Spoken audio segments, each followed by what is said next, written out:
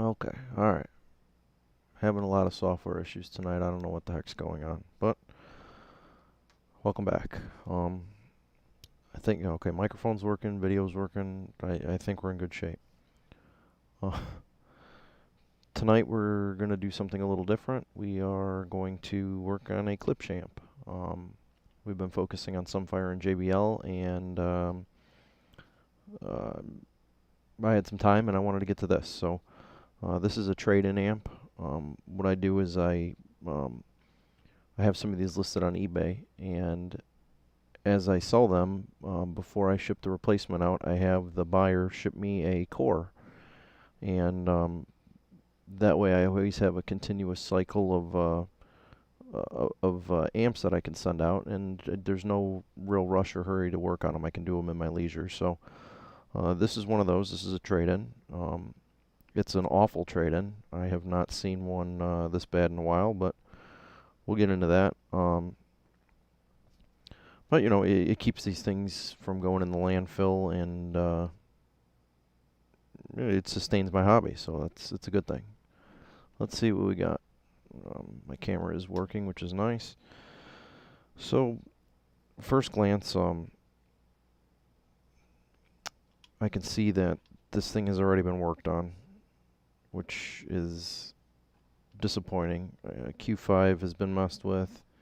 These capacitors down in here, which are kind of hard to see, have been soldered onto.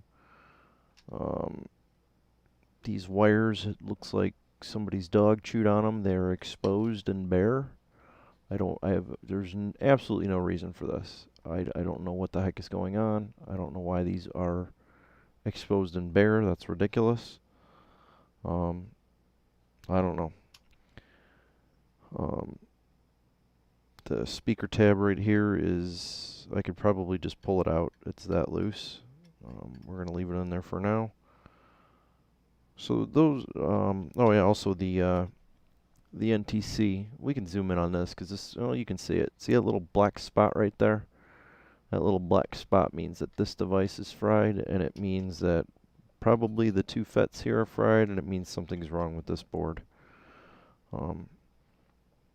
So we will get into this. And this amp has a terrible smell to it. No offense to the person that sent it to me, but it smells like my great-grandma's house.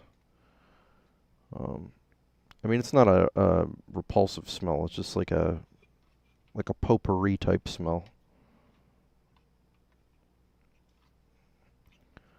It's tolerable, but I have a very sensitive sense of smell. Like, I don't know, the guy at work thinks I'm a part bloodhound because I can smell things from 3 cubicles away. But yeah, potpourri and fragrances and all that, I don't like any of that stuff. My wife gets mad at me because she likes, you know, smelly soaps and all that girly crap, and I cannot stand it. It drives me nuts. But that's besides the point. We're working on an amp. We're not making foo-foo things. So let's get it out of here. Let's get it out of the plate. These wires are going to have to be replaced. There's no way around it. Like, it's bad. I don't know.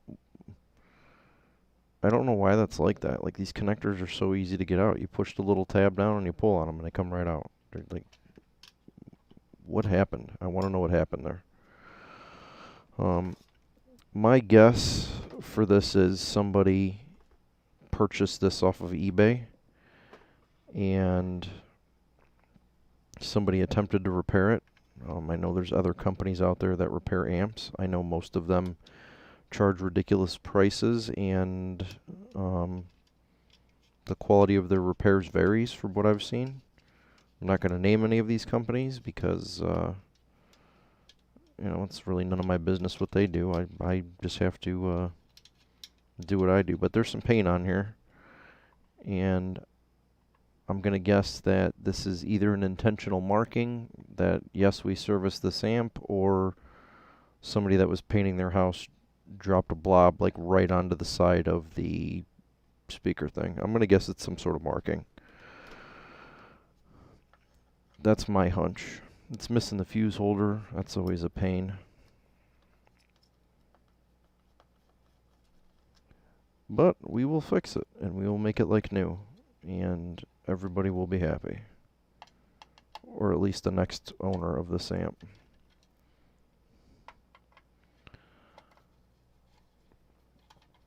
I don't mind working on these. These aren't too bad. After fixing that last JBL that I did, anything is easier than that. And I have another JBL coming up. Actually, I'm going to start on it tomorrow.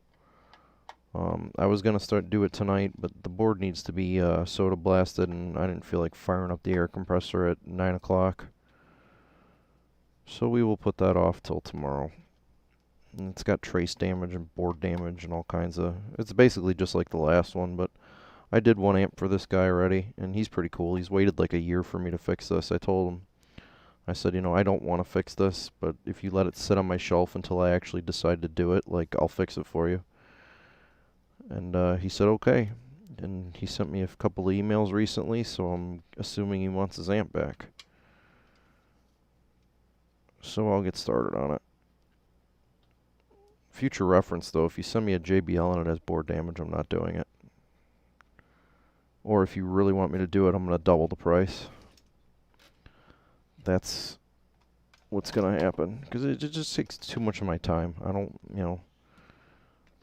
Some things are, you know, just better thrown away. Just because you can fix it doesn't mean that you should or you have to. And I have a laundry list of Klipsch amps that need to be fixed, so I don't really need to tie myself up with extremely difficult JBL repairs that really aren't going to, you know, benefit me in any way except for frustration and sucking up all my time that I can be doing other repairs. I can probably repair 4 Klipsch amps for every single JBL that's, you know, even partially damaged, and these ones are destroyed, so...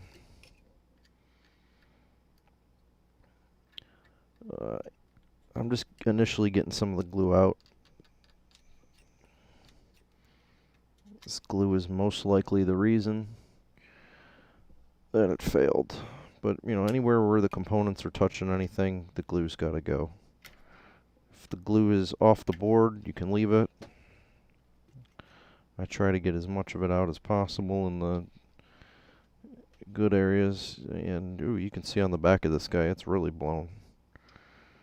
So I'm going to guess what happened is this amp was blowing fuses, and somebody said, hey, let's put a 20 amp fuse in there. That'll make it work. Yeah, that doesn't really make it work. So, let's see what we got. We have some solder paste. He sent me a piece of a sweater, so I appreciate that. You know, I don't know what this rag is from or for, but I'm glad that he sent it to me because I'm going to use it to clean off all this thermal crap on here. Thanks, dude. Or woman.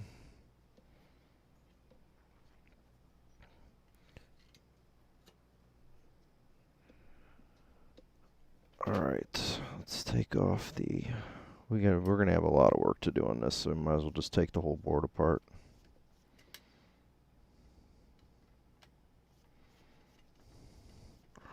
It does not...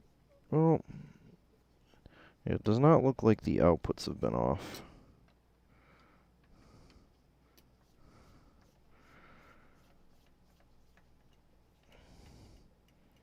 I don't know how far the damage goes. I just see a lot of stuff that's been messed with. Which tells me that somebody's had their hands in this thing. Somebody that probably doesn't know what they're doing, or they're trying to make a quick buck. There are a lot of repairs that are done that are not actual good repairs. They just find the one part that's bad, charge you $300 to fix it, and send it back to you. In my opinion, that's not repair, that's theft. But, you know, you don't always get what you pay for. I guess that's the lesson of that story.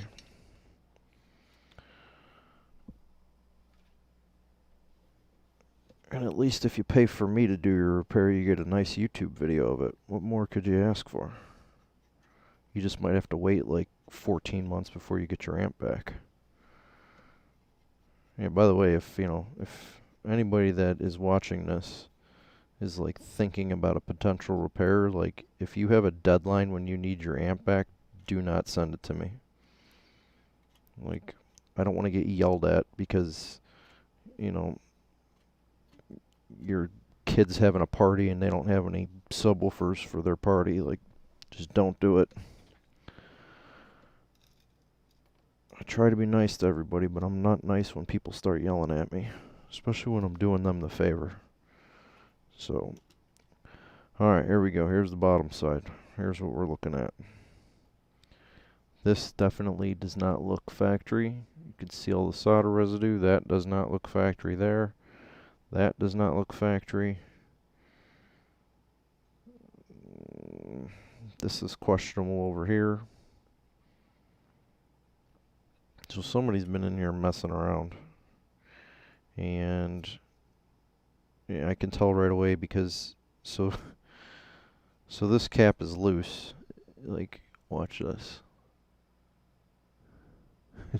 It's not even fixed to the board. And if you look at the bottom, I can see both legs wobbling down there, so it's not even attached to anything. Alright, let's fire up the solder sucker. So there's one of the problems. Probably damaged the through holes. We're going to have to fix those.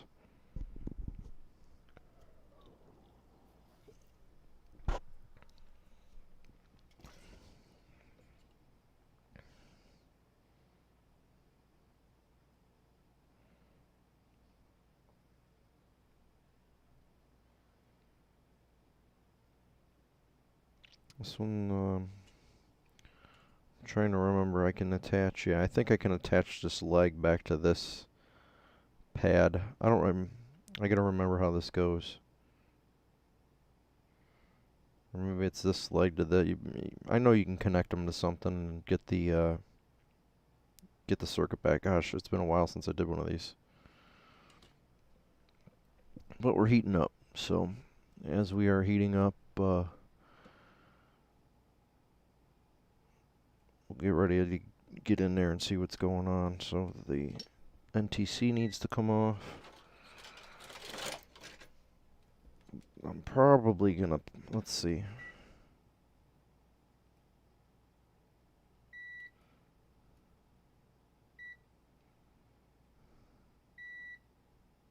The FETs are actually not shorted.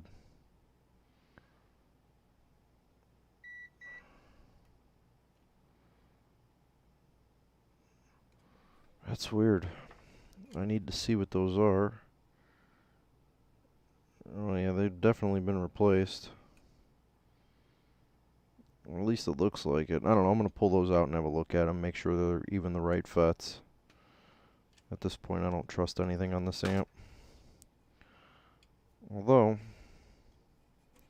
well, the screws don't look like they've been out. I'm going to say those are the original FETs. The little goo's still on there. The PDC board is actually okay. I don't think I'm going to have to do any glue repair on there. The glue looks like it's on the caps. So if I just do a little peel off those caps, I should be able to get that glue off. Might need some heat. Oh, I saw my head sneak in the video. I'm going to move my chair back. So if I lean this cap forward, you can see there's the glue right on top of it. And I'm just going to twist it off with my needle nose. Bend it out of the way. Let's pull this big boy out of there. Of course, I don't have the right tip in for that. Why would I? Alright, we'll start with the NTC. He's got to go.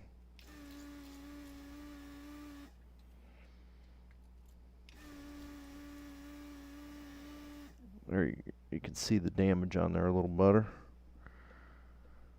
Let's zoom in on this.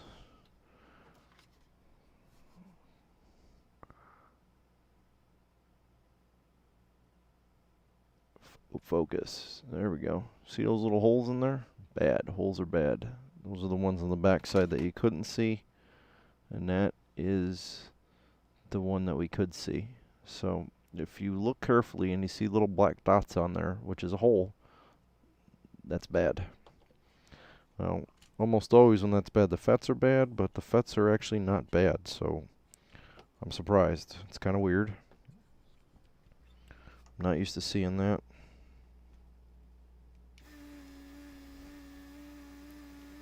Pad for that is gone.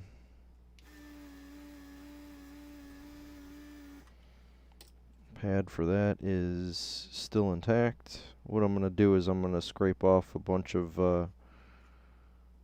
that solder mask and make sure I got a good connection on there. And because this connects to the top layer, I'll put a new through hole on there. I'll put a new through hole, and I'll try to clean some of that mask off the top just to make sure we get a little bit better connection. The little thermal ears look good though, so I might not have to do that. It might be okay, but that cap was definitely loose. Good news is the glue does not look bad on this one. The only one spot I don't like it is right there across those resistors, so glue cleanup on this one's actually going to be pretty easy. It's going to need the Q5 mod. I got to figure out what the heck was going on down here.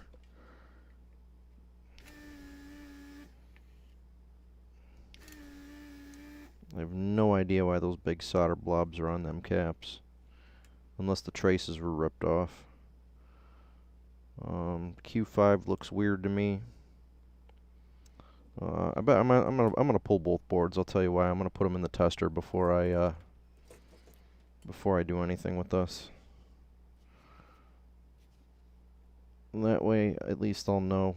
I don't want to get through putting this thing together and then find out there's some sort of problem with it. So we will let up the joints. And we're going to wiggle the board and unsolder it.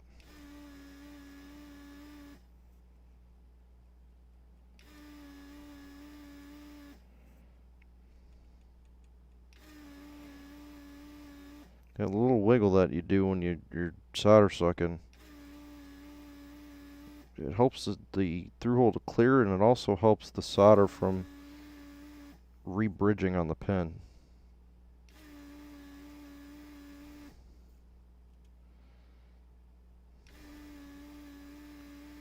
It really keeps you from doing damage to the board.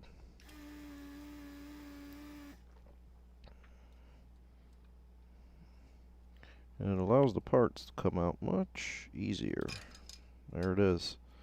So we got a little scraping to do on there, not much. Let's we'll do the same thing with the dashboard. PDC board, it's marked PDC, and this one is bash. Some of them are marked bash, some of them are not. But this will allow me to get easier access to Q5 as well. Remember, the best way to get Q5 off is to cut it. We'll go over that.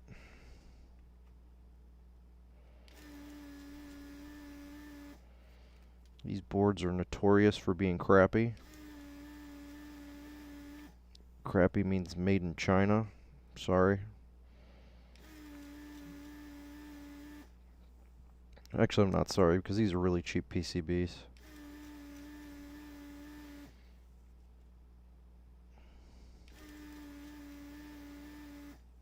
The pads and traces just delaminate right off of them.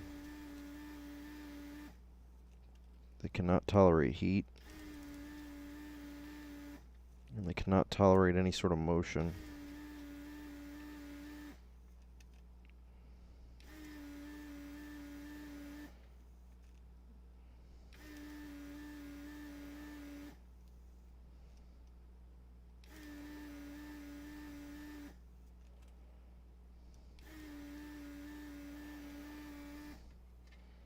Out. Single line packages are easy to get out like that. So we'll clean up the pads. Yeah, I don't really know what's going on with the top of this board. It just looks weird. Q6 looks weird. Q5 looks weird. I don't know. It all looks weird. I mean, maybe nothing's wrong with it. I try to do the Q5 mod on every amp I get. Seems to work. Looks like there's been some work on this diode here. I think somebody cut the leg off this diode on D7.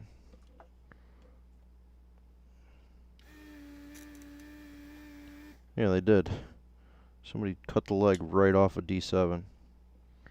So they must have wanted to test something on there, and instead of desoldering the leg, they just snipped it.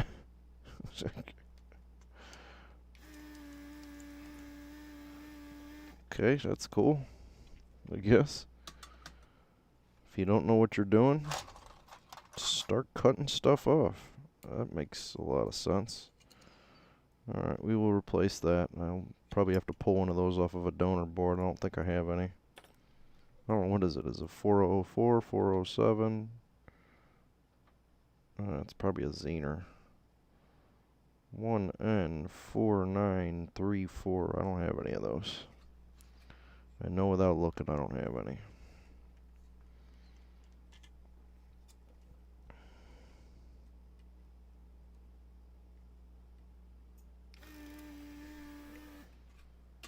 But in the death pile, we have some. Should be D7. Yeah, that's this guy right here. So I have some. These resistors look a little oversized. They are the right value, but they look large. This could be a really old revision. Yeah, this is a revision 0. This is a Rev 3. Not the same board, though. I don't know if I have any 12s in here. I'm not going to dig. Alright, let's keep going. Keep going. Somebody needs to tell me when I'm zoomed in.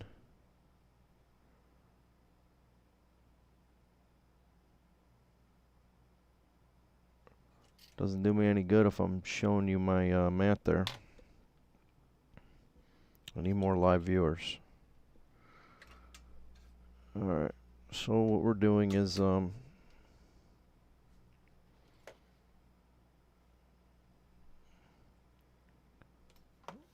just trying to fix all the major things that I can find first, like the tab that was ripped off. This is how it was, just loose. Bad.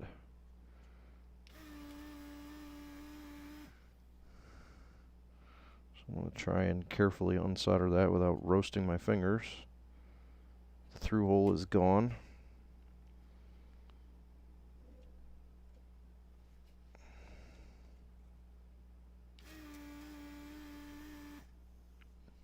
Lucky for this though, the through hole on that is extremely important.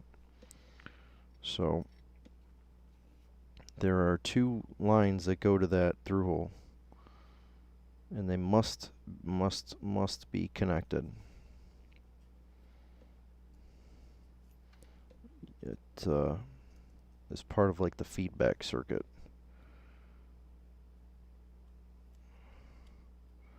So those through holes need to be replaced, and the traces need to be repaired.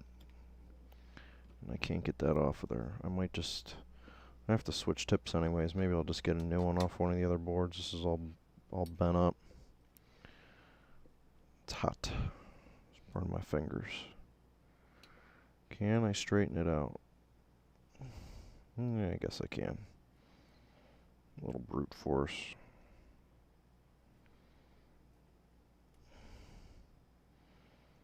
So we got these 2 through holes here need to be replaced. There's no way around that. Need at least 1 through hole in the cap. Yeah, I don't know why people do that stuff. You know, there's no reason for it, except for being a jerk.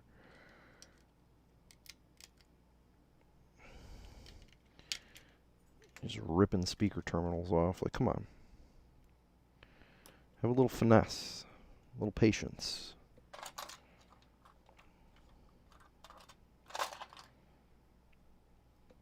A little Googling. Even some Googling will help. Alright, I am going to clean these pads while I have it fresh on my mind. Fiber scratch pen. These things are beautiful. Clean that. Clean that one. Clean this one. Clean these two. Anywhere where I gotta do some through-hole work. Or I want to solder something back on and get it. If you clean the pads on the top, you'll get a really good solder connection on the top. It's kind of important. Alright. The only thing that sucks about that is it's fiberglass and it makes these like little fiberglass hairs. That I do not like. But everything else is tolerable. Alright.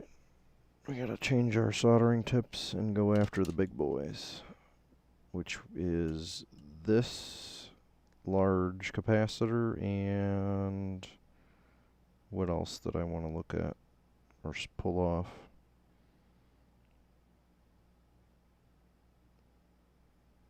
I think that's it.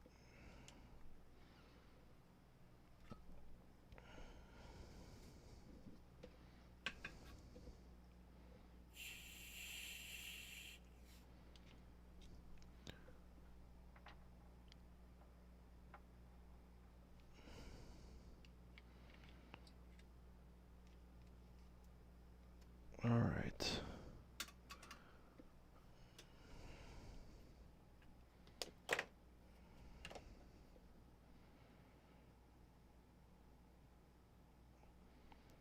So we can put our NTC back in. That's a 4 amp job. I gotta find them. NTC, inrush current limiting, 4 amps. 8 amps, no good. 6 amps, no good. These are 4 amps. Yes, these are my 4 amps. You can get these on DigiKey. 10 ohms, 4 amps.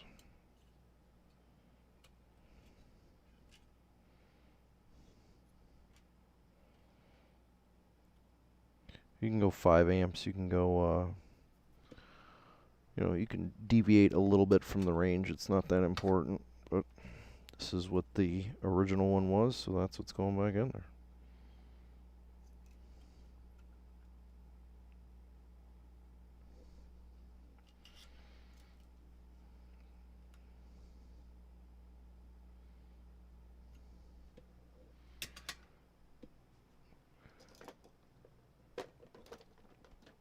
So that's one step in the right direction.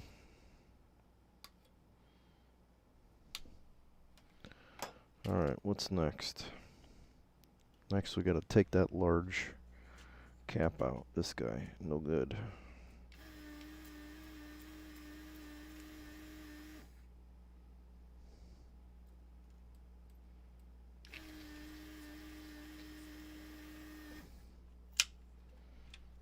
Came out way too easy. Oh, look, there's not a lot of glue on there either. The sample wants to be back at service. I'm not even going to get it to heat out to get this off. I'm just going to scrape it.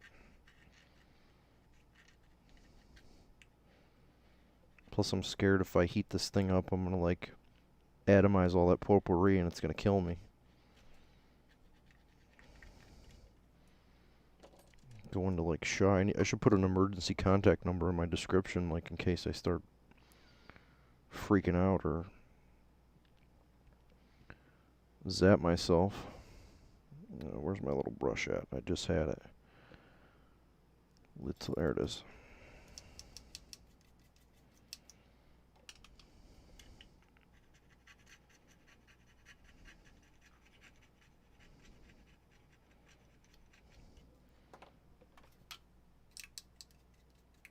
Really not bad with the glue on this one. I'm still kind of in shock a little bit. This one must have been made on a Friday. Now there are two little blobs by the inductor down there. They're not really touching anything. I'm not going to worry about those. Q5, I'm just going to take that off right now. Here's how you remove a surface mount transistor. There's leg number 1. Carefully cut. And there's legs number 2 and 3. And it's gone. It almost took my eye out. There it is. Right there. See it? Now what I didn't do is I didn't wreck my board.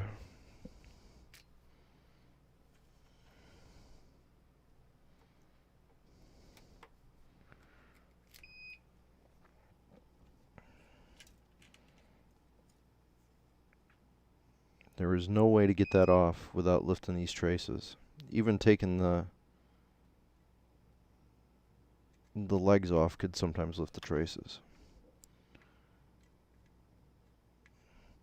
Part of the reason why I do the transistor mod is so I don't have to try and put a surface mount back on here, because this part of the board is just delicate. Alright, Q5 is off.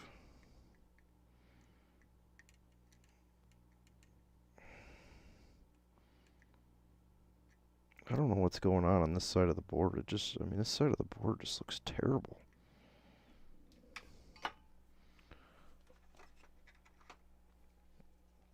Maybe this is like a factory reject and they like tried to repair it in-house and they gave it to like an intern or something. I don't know. I think this is bad.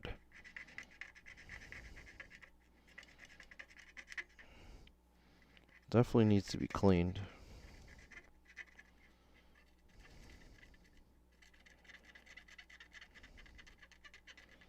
You'll notice that before I went to clean the residue and the nastiness off, I went over those pads under Q5. The reason I did that is because they're like nice and domed now. So I don't have to worry about the Q-tip catching the corner of the pad and ripping it off. I can put a little more pressure on there and I feel comfortable that it's not going to get destroyed.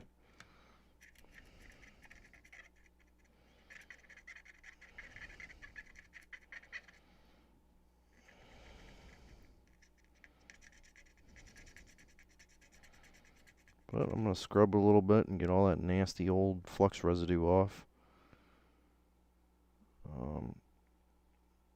Bend this cap out of the way a little bit. I can put big cap in now, right? Yes, there's nothing blocking large cap. And that's 560 at 200 volts. And I hope I have one of those. I should. 560. 560 at 200.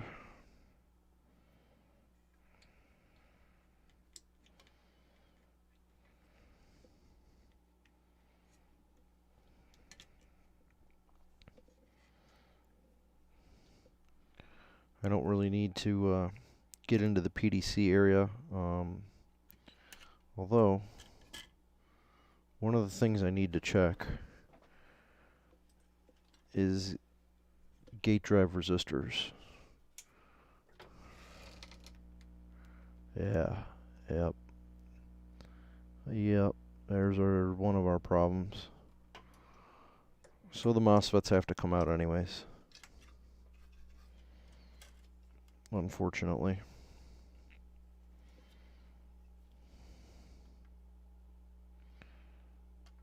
They gotta come out.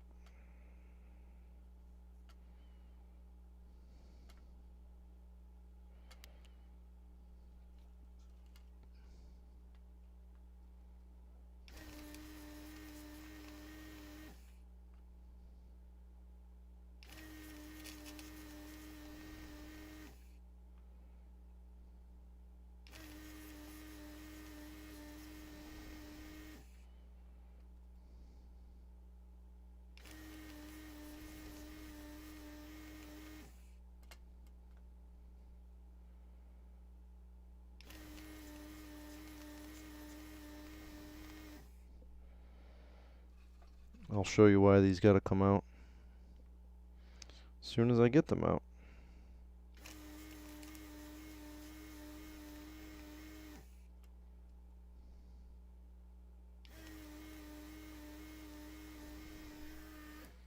It's not the right tip to use for that, but I didn't want to change it again.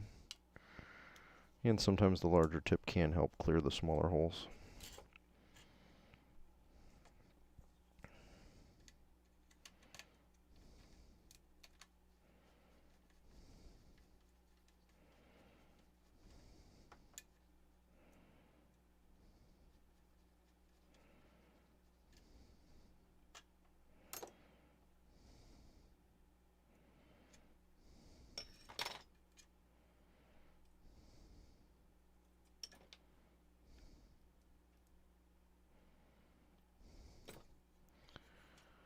Alright.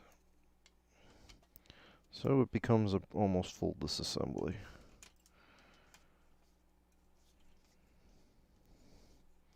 Good thing tomorrow's garbage. I gotta get all this junk out of here, clean my workbench up a little bit. It's cleaner than it's been, but still needs some work. Alright, don't lose parts. Like that resistor that, or not resistor, that washer that just disappeared. No clue where that went.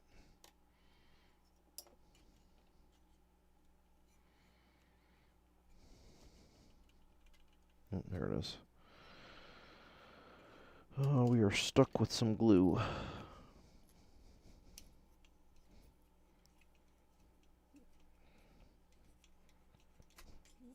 Work the glue, don't damage the cap. Alright. Now we can wiggle and see if we're loose, or see which pins are stuck.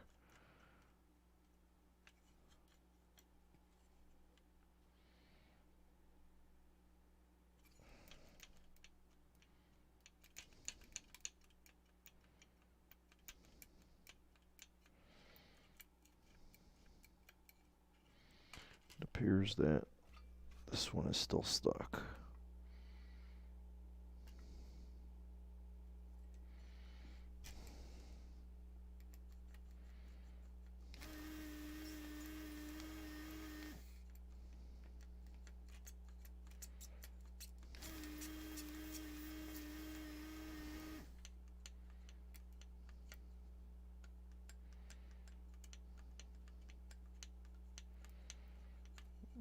I think the first one here needs a little help.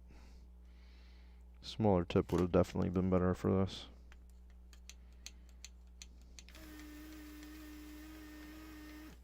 Alright, that should be loose enough to come out. Come on. Nope, still don't want to come out. Solder them back up, and then clear them back out.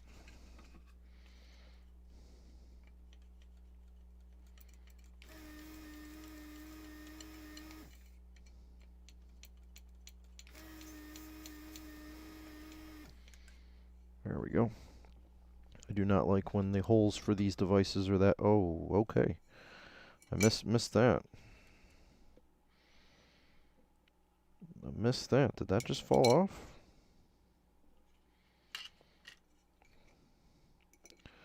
Well, there you go. I don't know where. I don't know if you can see that. This baby is toasted. Come on, light. Focus. Half the chip is gone. Just completely blew out of the side. Boom. Peace out. I'm dead. So, and we have a blown gate drive resistor right down in here.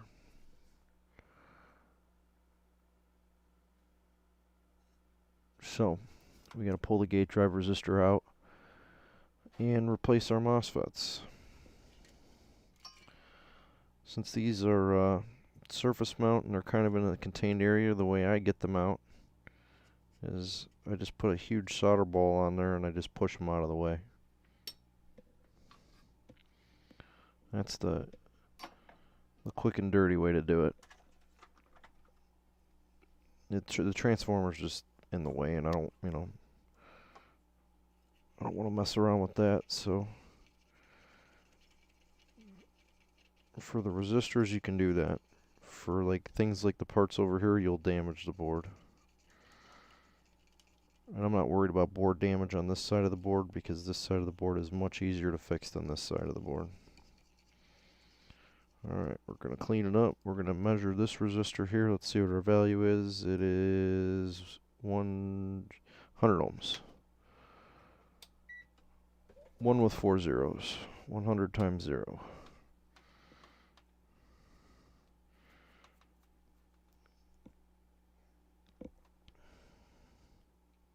But that's not like a mathematical 100 times 0. That's a resistor 100 times 0. 100 ohms. I should have some of these. I hope. If not, I can get one. I know I have a bunch on the other boards. It's a 0805.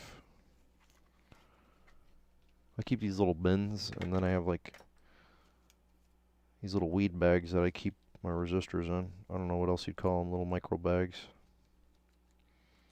100 ohm. There's our resistors. See what else we got in here, just so I can kind of keep a mental track of what's in there. But it's a great way to organize small little parts and resistors like these. Just throw them in these little bags and cut off a piece of the label that it says, you know, what they are and the value and all that, and you got a nice little organizational scheme for your different parts.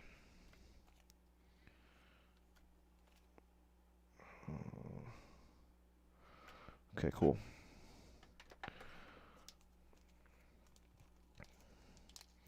Got plenty of these because I burned through a lot of these. Pretty much everything surface mount has at least one 100 ohm resistor in it.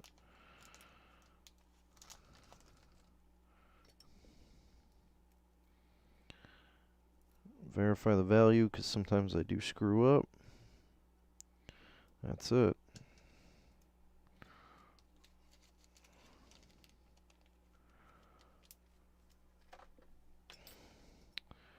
Alright, now I am going to pull one of the solder blobs.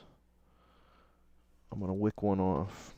And the reason I'm going to do that is so I can get the resistor centered on the pads before I solder it in permanently.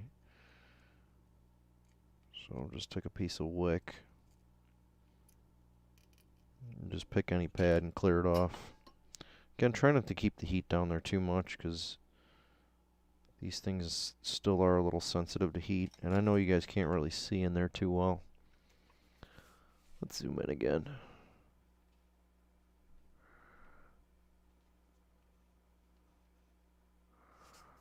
Alright, that should be a little bit better of a view.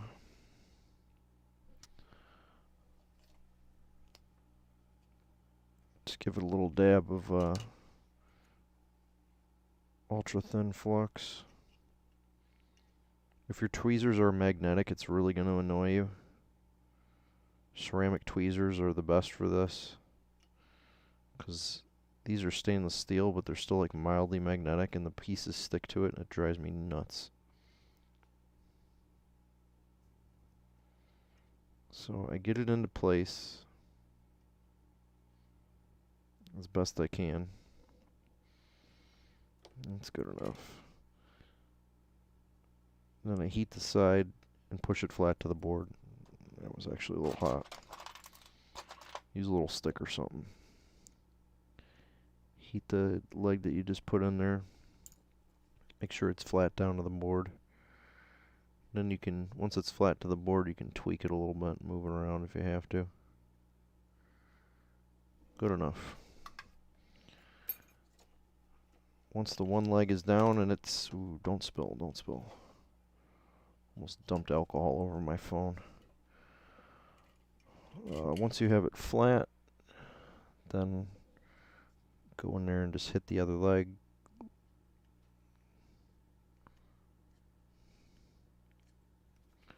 Then we'll go back to the other side and just put a little ball on there.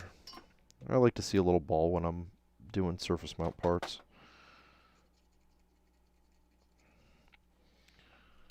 Take our meter that we still have out, And we will go from gate to the pad. Make sure we got our 100 ohms. Same for this guy, gate to pad. 100 ohms. Good. On to this.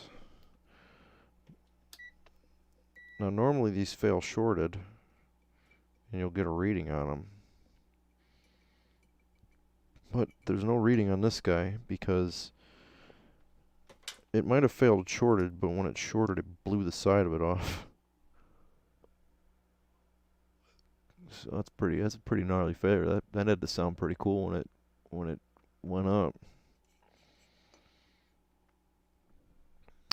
I can't read the writing on here, so I will show you one good use for thermal paste. Even though I hate this stuff. Watch this.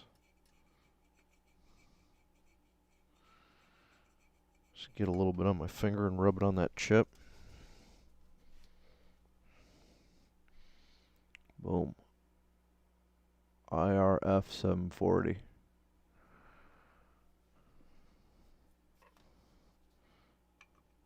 That's like master level tricks right there. One on the left is probably still good. You could leave it in if you wanted to. I always replace them in pairs. It helps me with my OCD.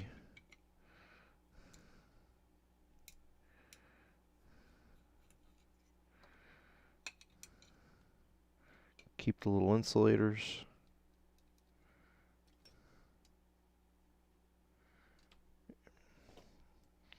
If they'll come out. You can get these little insulators like on Amazon. They're pretty cheap. Throw the FETs away. Alright. Let's take a Q-tip, clean up the top of my thermal pads. Oh, that one's broke. Alright, change of plans. Since we lost one of our ceramic, you can reuse these when they're broken like that. I don't.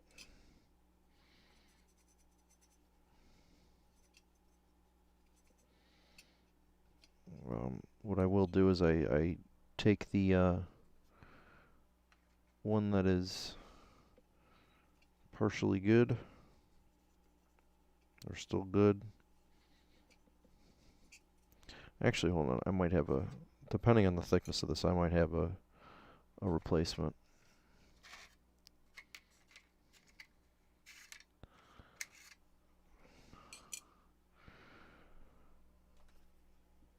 Got lucky. Alright.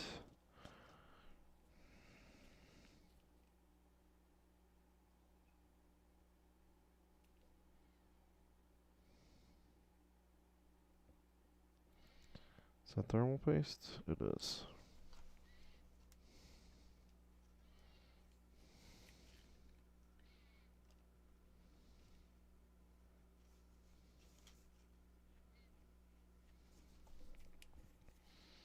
I've had this thermal paste in here for a while, and it's got kind of gnarly. I don't know what happens to it. It like degrades over time. I mean, it's still functional. It's just not like as gooey as it once was. These little syringes are really good for that.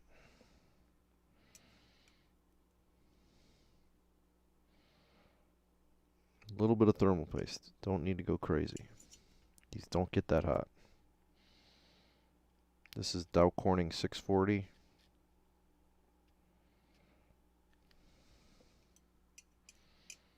Put it on there, and then I like to just mush it all around. Because when you mush it all around like that, it fills in all the little voids, and it actually does help it from cracking. Alright, we need 740s. I know I got 740s, 640s, 730s, 740s. I could turn my solder sucker off. So we have two new 740s. They are a matched pair. They are from ST. I haven't checked lately in the marketplace, but I bet you these things are pretty hard to find right now.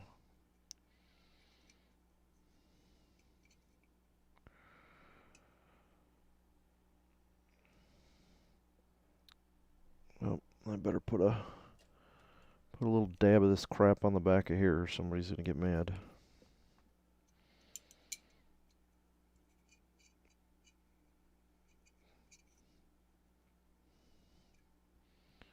Alright.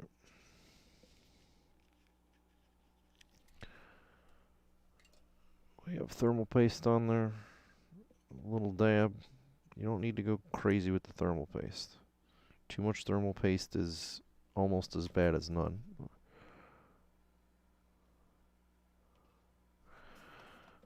Alright, let's screw this bad boy back together.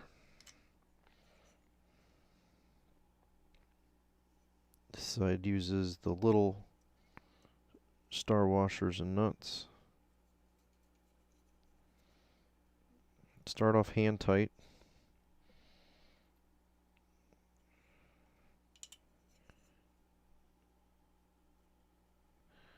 And the reason we're going to go hand tight is because we want to check our alignments.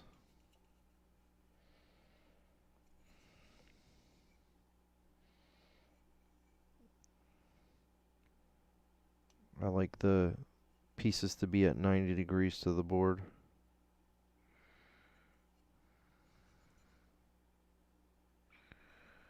And then I'm going to snug them and check them, and we might have to tweak them a little bit. Yeah, try not to let them move when you're snugging them down. The thermal paste is a little slippery, especially when you put it under pressure.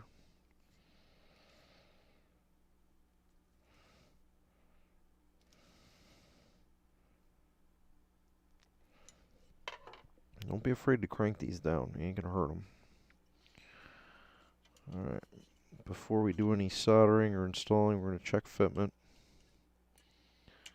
And make sure I can get my screws in there. And these look okay.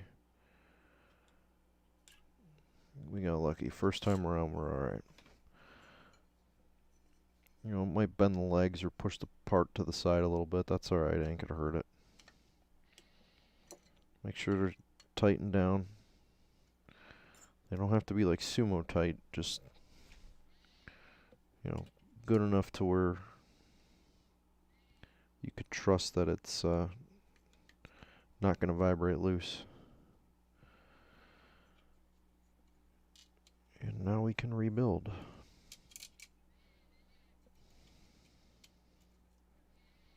Nuts and star washers go on the top side, screw head goes on the bottom.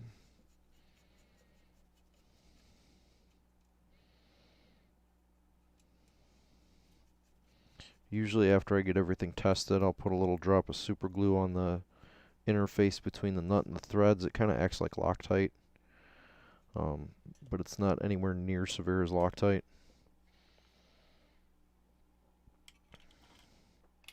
I was working on a small boat motor today, little 7.5 horse, and they Loctited the screws and nuts together. So I chased the threads out, and I ended up damaging the screws and nuts, so I just got to replace them. They probably should be replaced anyways, but it would have been nice if I didn't have to do that, because I could have got a little farther on that project. Maybe one of these days I'll make videos of cool stuff like that. Be like my weekend warrior projects. Alright, FETs are getting soldered back in. You can be generous with the solder. We want it to wick up the leg.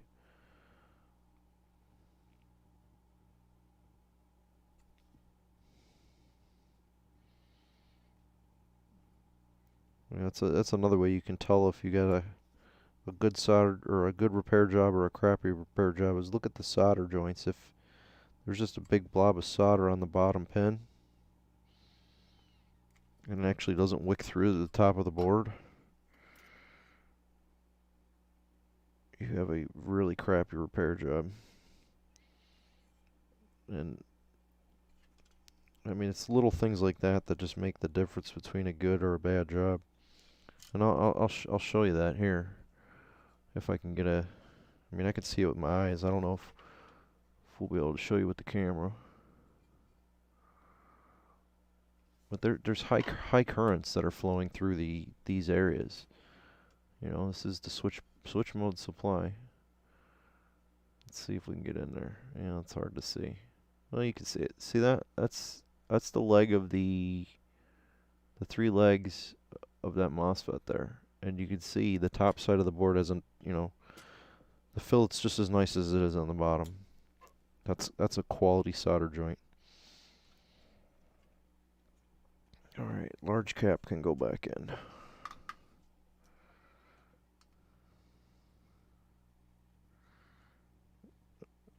It's probably better to use the big iron for that, but we can get it in with here. Just dance the solder bead around the legs. These snap-in caps are pretty forgiving. You don't want to put too much in there though, because then you'll end up with a big, clunk of solder down on the bottom underneath the cap. Alright. Next we gotta clean this off, because this is pretty gross. I'll get a new Q-tip.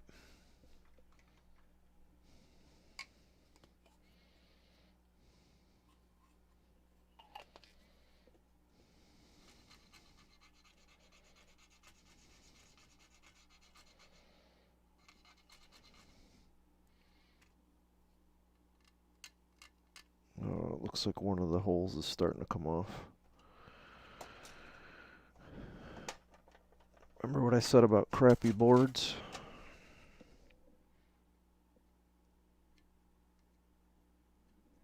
I gotta see, let's see, what is the third one? And that's a top side connection, so we might still be alright on him. He's still there. I'm gonna be careful. It's just started to peel back a little bit.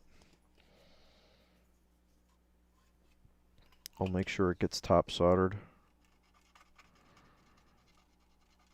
But that's how easy it is to damage the through hole. Now if I would have tore the eyelet off the bottom side, I'd replace it, but the eyelet's still attached. So when it fills up, oh wait, that was the capacitor pad. We knew that was going to come off.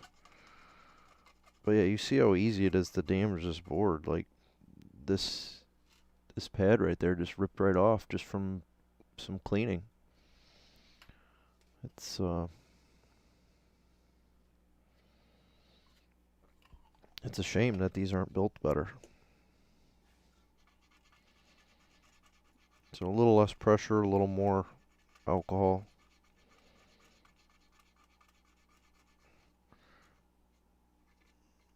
We can go the abrasive route if we have to. I'll hit it with the scratch pen and that'll get it, but it should come off with some alcohol. Just keep checking that eyelet there. That's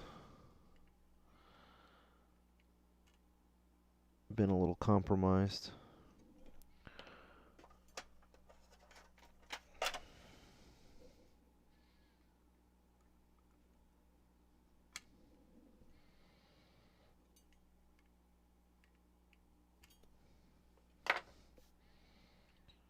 Alright.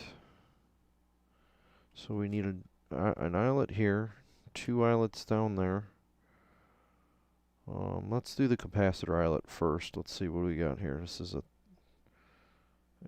470 at 160 volts. I don't know if I have that. I might have 200. Is this? Oh, I got one. You can put 200 volts in there if you want. Alright, let's do that eyelet. So since this is a top connection, and we already cleaned the top, I'm going to do one of my famous V'd out eyelet repairs.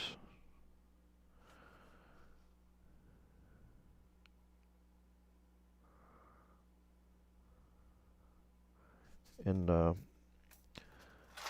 going to try not to drill this one because I want to leave any of the remaining, copper or whatever's, inside that hole. So I just got to find one that fits. But it has to fit over the leg of the cap.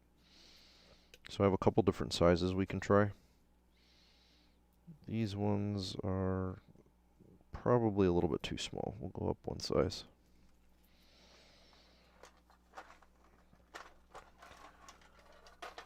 I got this kit from solder.net, if anybody wants to know. I am not sponsored by anybody. But if I use a product and I like it, I have no problem sharing what that is.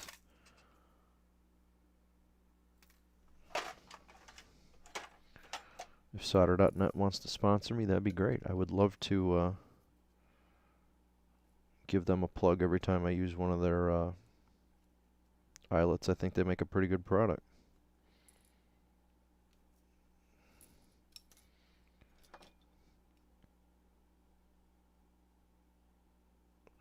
Alright, so let's see if it fits. Perfect.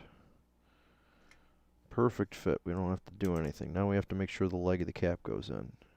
Oh, it's a tight fit. It kind of goes. Oh, yeah, there we go. That's going to be too tight. I can't do that. We got to drill. Unfortunately, we got to drill.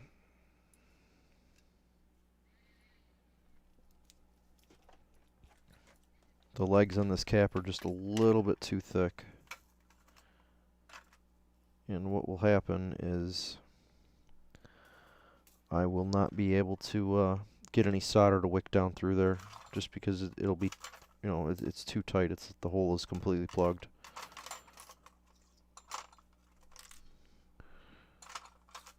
So I'm going to need my drill, my little anvil, and I think that's it. Well, maybe a drill bit. That's not the right size.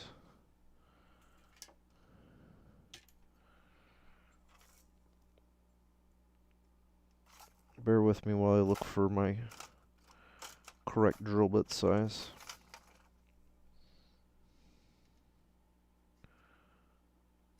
I think that's a winner.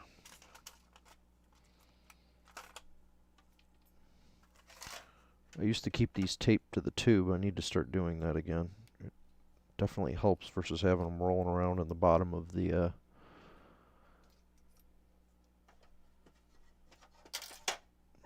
kit there. So I want to go roughly one size up. So that's too small. That's the same size as that hole, so this is one size up.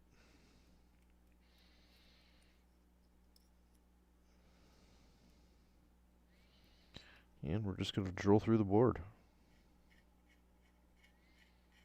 It's going to take a little copper with it, unfortunately, but we got to do that. Now there's still a decent amount of copper on the top, so I still think we can get away with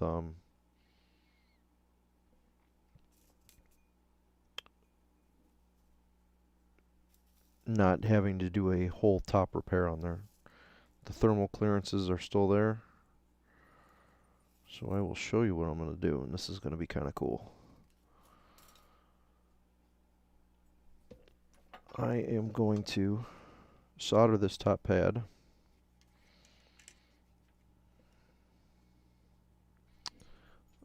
Let me flux it first.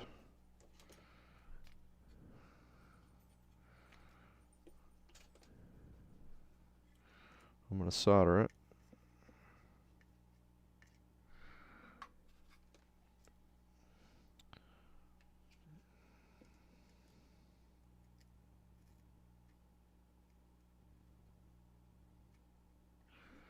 Wick off a little bit of the excess. And then I'm going to try and drop my through hole in there.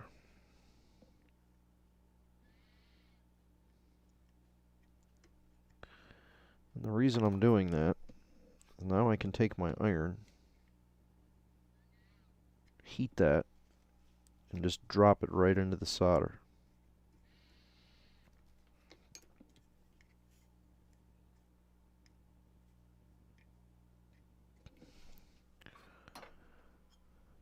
That pad is completely repaired right now with a very good electrical connection to the old one. Go lay down. My dog is bugging me. I just got one of those little fiberglass things in my finger. And it is going to drive me ballistic until I get it out. Give me a second. I gotta do some surgery here.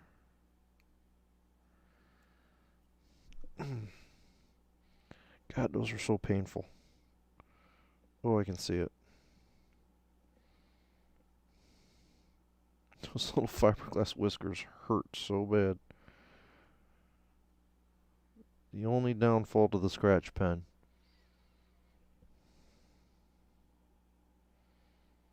It's probably still in there too. Yep, it's still in there. Ow.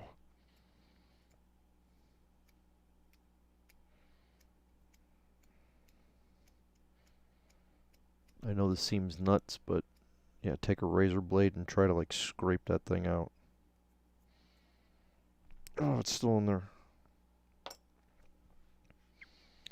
I might have to pause the video to get this out, because when I touch the little end of that thing, I see stars. It's like a tiny little needle just like jabbing into my finger.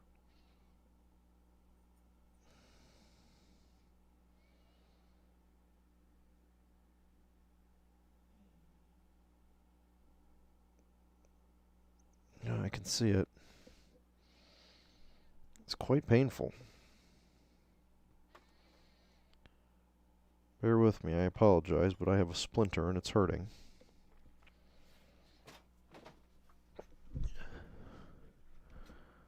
Darn things.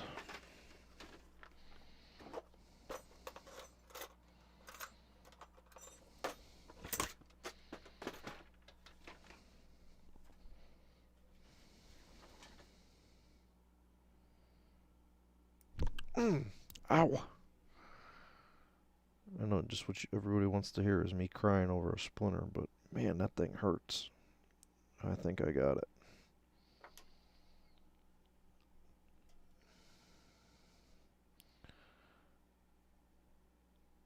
Yeah, I got it. I don't know if you can see that little spot in there bleeding on my finger.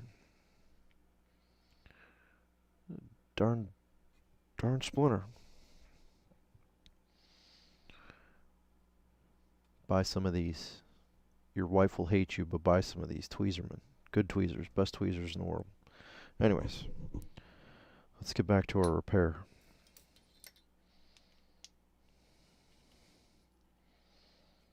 Stop crying over splinters. So I need to crush over this through hole that we just popped in there. So what I'm going to do is I'm going to take my little awl, start to work it round a little bit and expand the hole.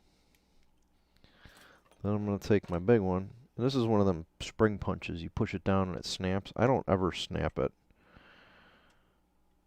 I would rather work the through hole than snap it down. And I don't flatten them out either. I leave a little cone on the bottom. Let's see if I can show you. Where's it at there? Not that one. Yeah, alright, you can kind of see it. So it's like off the board a little bit. Like there's a factory one, it's nice and flat. And then mine's like, it's coned a little bit. And the reason I do that is it allows a little bit of solder to like suck underneath there. I think it reinforces it a little better. I don't know, it's probably not, you know, professional level repaired. But you know what? It makes a darn good connection for me. And since this cap does have problems, I am going to double connect it. So this is the pad that had problems. This guy right here is at the same potential for the pad.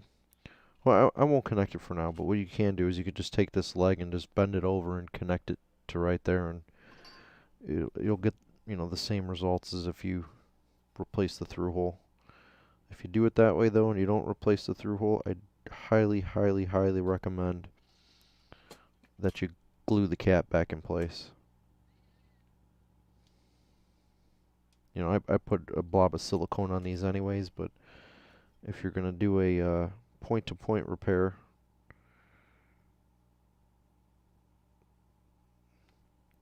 definitely make sure that you secure the cap.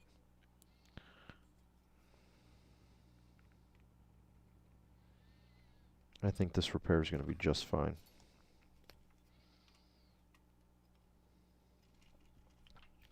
And I put a warranty with everything that I do. If I didn't think it was going to be fine, I wouldn't send it out the door because I don't want to work on it again.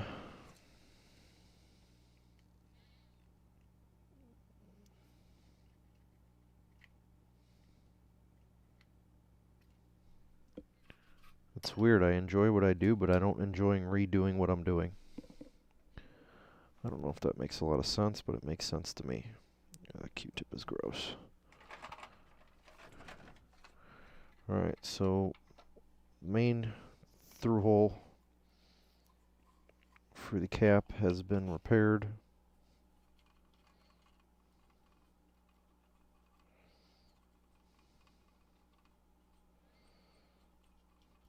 I'm going to check for continuity on there. Make sure that we have a good connection.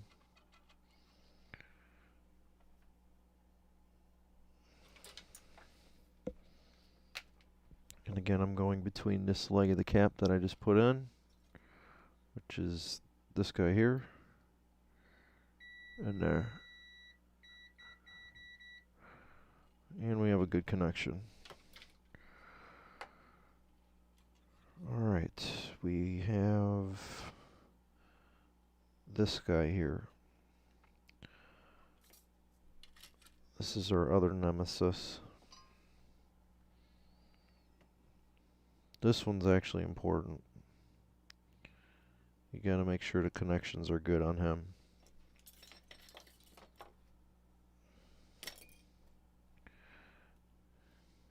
I'm gonna try and scrape off this old through hole. It came off pretty easy. So there's two places, you know, where that goes through the board on here. And the reason I can't, you know, I mean, I guess I could do, you know, a wire job or a point job, but the reason I'm not going to is because these connections on the top, I want them to be good. And I'll zoom in and show everybody why this is important. And it's a pretty overlooked thing on these amps. So this is the speaker positive terminal, and you have one connection of that goes through here and through this cap and to chassis ground. Then you have this other connection that goes up this trace here and into these, you know, this resistor network, and then it eventually goes back to this op amp. And that's a feedback line. You gotta have the, if this is not connected to here, you're gonna have all sorts of problems and you're not gonna be able to figure out why. It's it took me a few times to realize that. And you know, I guess it comes with experience, but you need to make sure that you have that connection working. I don't really like how these that's probably my doing, bending the transistors. I'll straighten those legs. Actually, I'll straighten them now.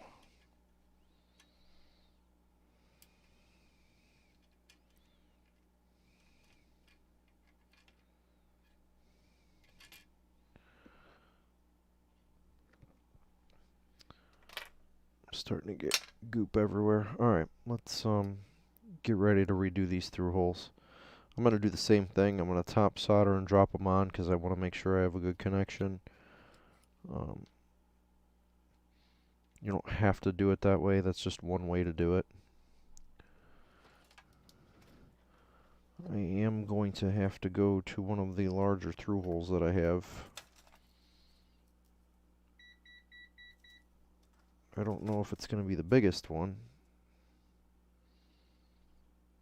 but they will be a little bit bigger. I wish I had a way to measure these things so I knew actually what they were.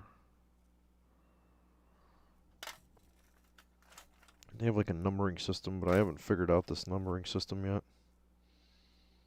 It'd just be nice if somebody, you know, whatever this number means, That's the part number, but like, is that 102 thousandths? Is it, what are these numbers? I want to know how wide they are. And that also helps with knowing what type of drill bit I need.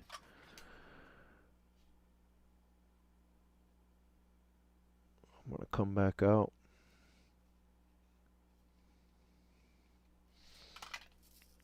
And I'm going to make sure it fits on my little ears of this device. And I need 2 of them.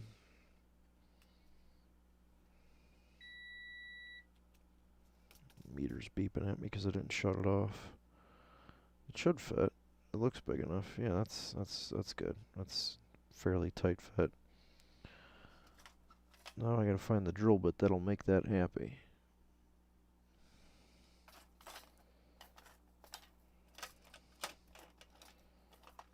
I have 2 choices. And they both look roughly the same size.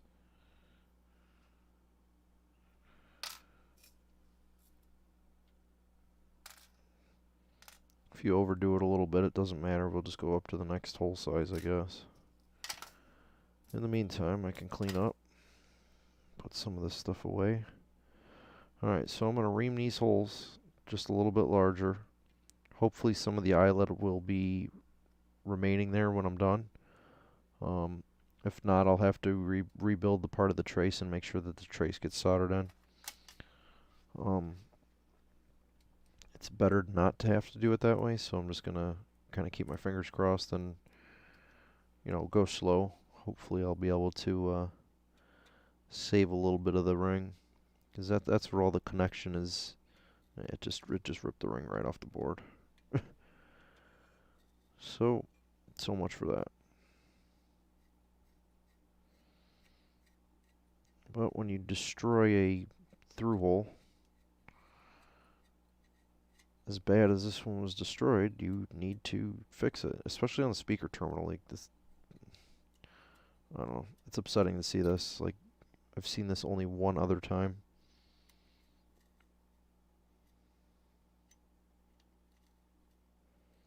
Try and be a little more careful on this one.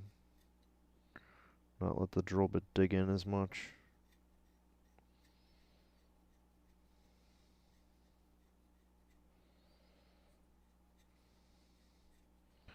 But there's no reason for this. Like, yeah.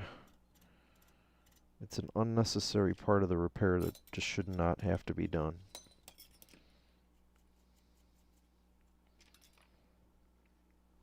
I think I got lucky on the first one, and there is a little bit of the pad left. But I'm going to create more splinters and clean off part of the trace.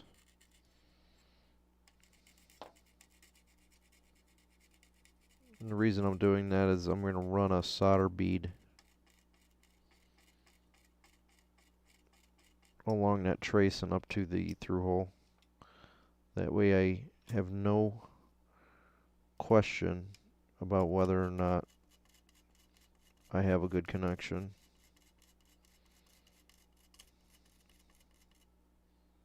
And this one's loose too. I'm going to pull that out and redo that one.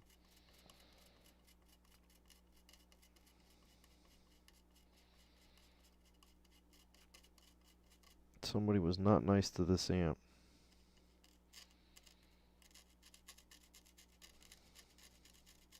This one, since the cap is so close, I'm going to go right up to the cap.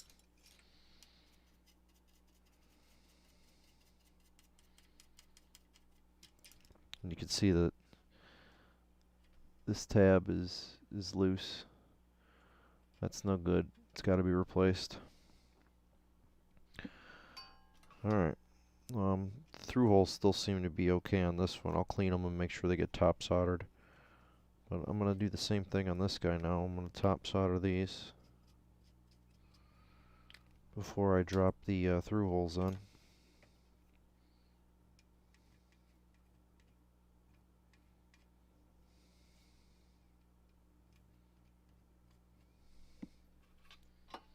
And again, I'm just trying to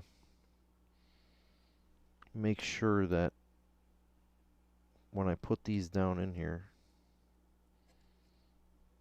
I hope this is the right size. Let me run that drill bit through there again. When I put these down in here, I'm going to hit them and solder them down from the top. And I'm just giving myself an extra layer of protection to make sure that I have a good connection to that trace. Sure, I could run a little wire, you know, down, and you know, there's a lot of different ways to do it, but I try to keep it as close to the original as possible. You know, it's always nice when you look at a repair job and you know you have to double take and verify that it was actually changed. Just tells you that the person that was doing it had a little bit, you know, more attention to detail than your average Joe that's doing repairs. That's my take on it. I don't know. What the heck do I know?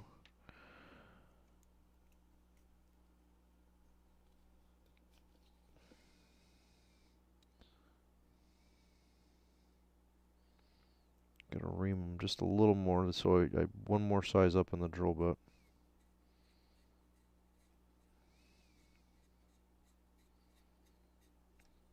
I'm being super careful not to rip that last little piece of the remaining pad up.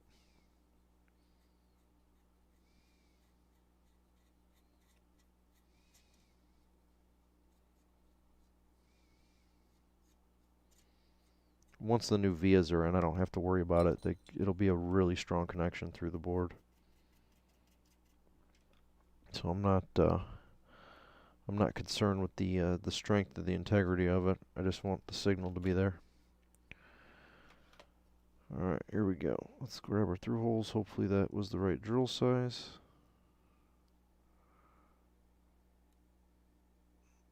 Man, these things still do not want to go in. I guess that's not the right drill size. Let's look at my other large ones and see if these will fit. Otherwise, I'm going to be digging through the garage for a drill bit. I don't want to do that right now. And actually, I don't really think I can go much larger because I'm almost out of copper.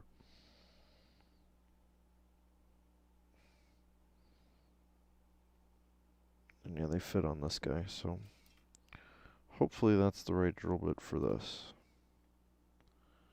If not, I am in trouble. And it's not. Darn it.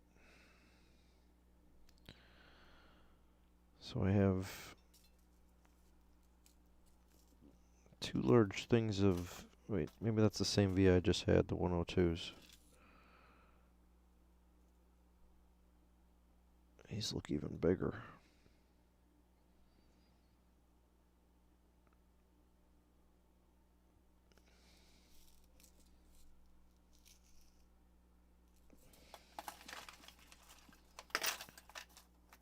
Alright, I'll be back. I gotta go get a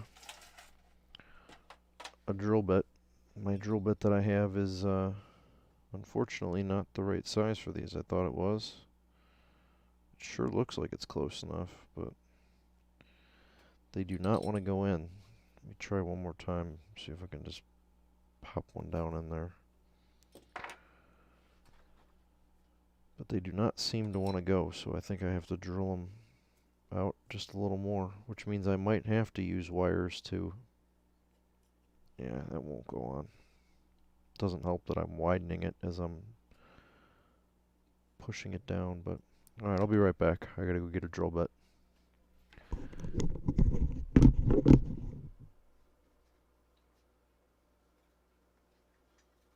Drill bit and calipers.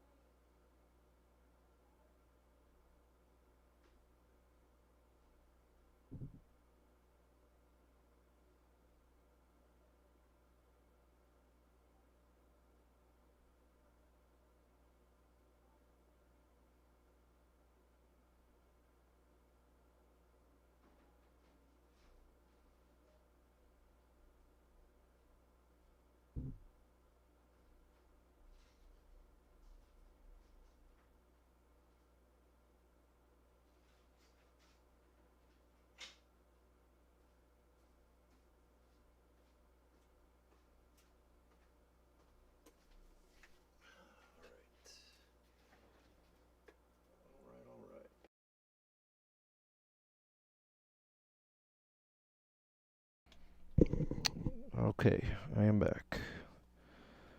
Let's see what size drill bit we need.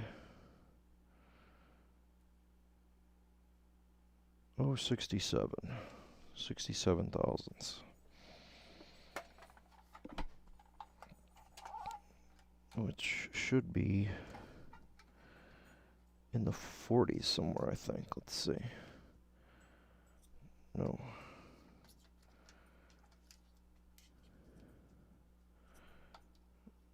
Nope, it's in the 50s. Number 51, maybe? 065. Number 50. 067 and a half. Number 50 drill.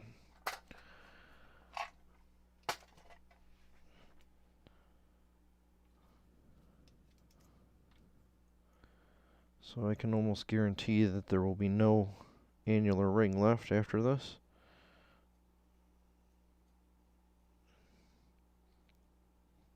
If there is, it will be so small it won't even matter.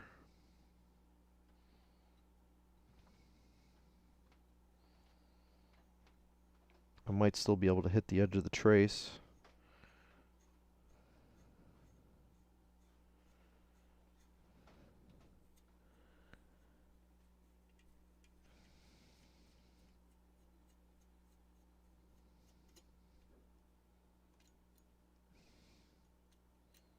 I don't know what's left there. We will have to do our best and see what happens. These are some pretty large holes to remount. Again, it's it's extremely unfortunate that you have to do this. These terminals are double soldered through the board. There's no reason that they should ever be damaged. Yeah, there's like nothing left on that. It's like a little whisker. I might be able to keep a fraction of it. Disappointment. Total disappointment. Alright, well, I don't know how much I'm going to be able to solder them down. I'll still make a connection with them, but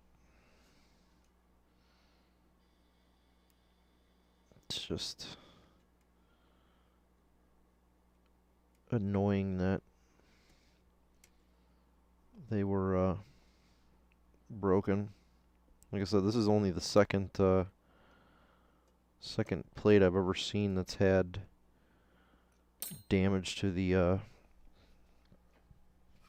through holes on the rings. But we can fix it. So I'm going to use the soldering iron to push it down into the hole. And the reason I'm doing that is because I'm hoping that any remnants that are left in there will solder. Now I still have some, I still have the trace going to it, so this will essentially act as the annular ring. So as long as it's overlapping the edge, I can still hit it in the corners and solder it, so I'm not really worried about it. I think I still can get away without having to do wires or anything. I do need to swage it. And the same thing, I'm going to do that V-style where it flares out on the bottom.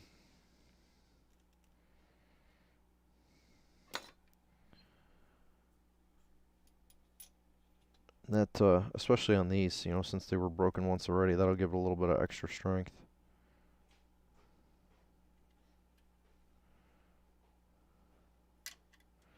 This one needs to be pushed in just a little bit more.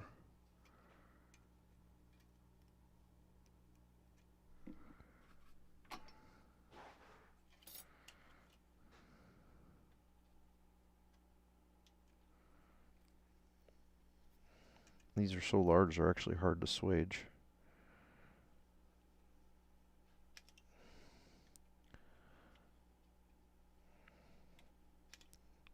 Well, we'll get it. We only, you only need a little bit of a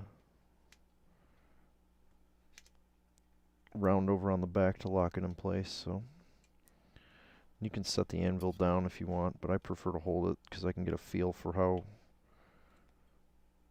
how it's forming.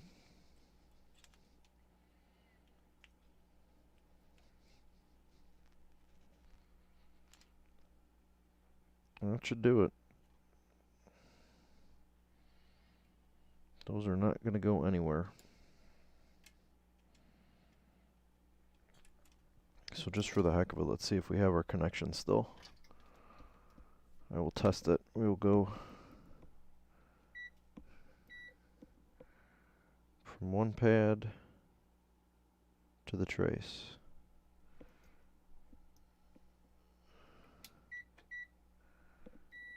Alright, meter's working from one pad to the trace to the resistor. We're good there. From here to the capacitor, we're good. Through holes are fixed. So I'm going to wiggle and jam this guy down in there. And it's kind of a friction fit at this point, which is kind of nice. And then I am going to blob him in there. Actually, I did forget one thing. Actually, one of the most important things. The connection to the bottom. That's where the audio path is, through here. Don't forget that. Don't make this mistake. We're going to scrape the solder mask off. I'm just going to use this like little dental scraper just to get it started, and then I'll use the scratch pen to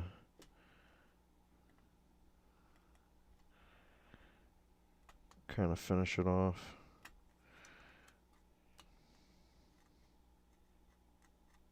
I'm going to scrape this whole area clean. Excuse me 1 second, my wife is calling me.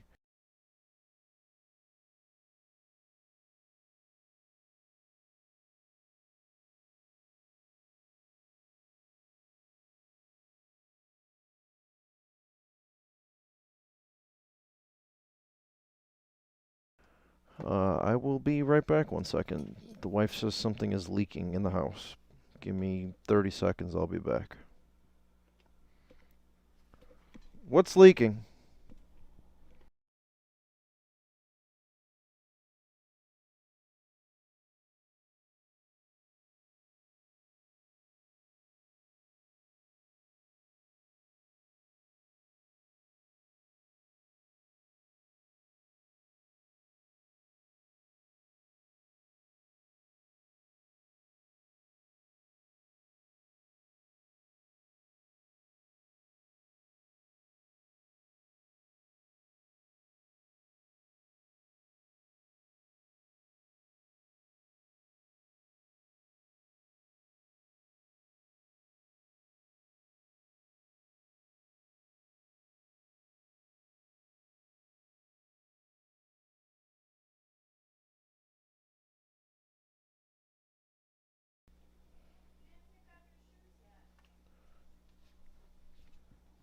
No leaks, we're good.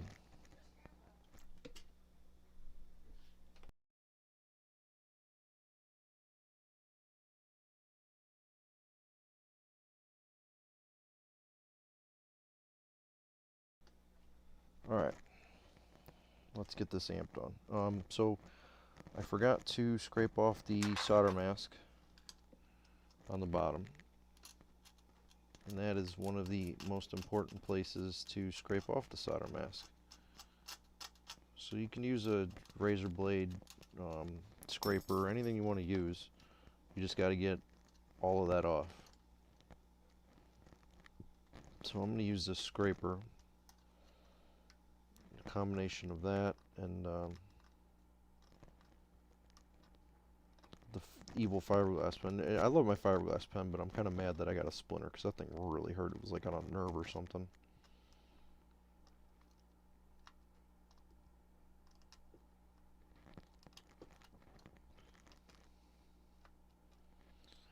But this is where our audio comes from. It doesn't do us any good to have feedback and not have any audio. So we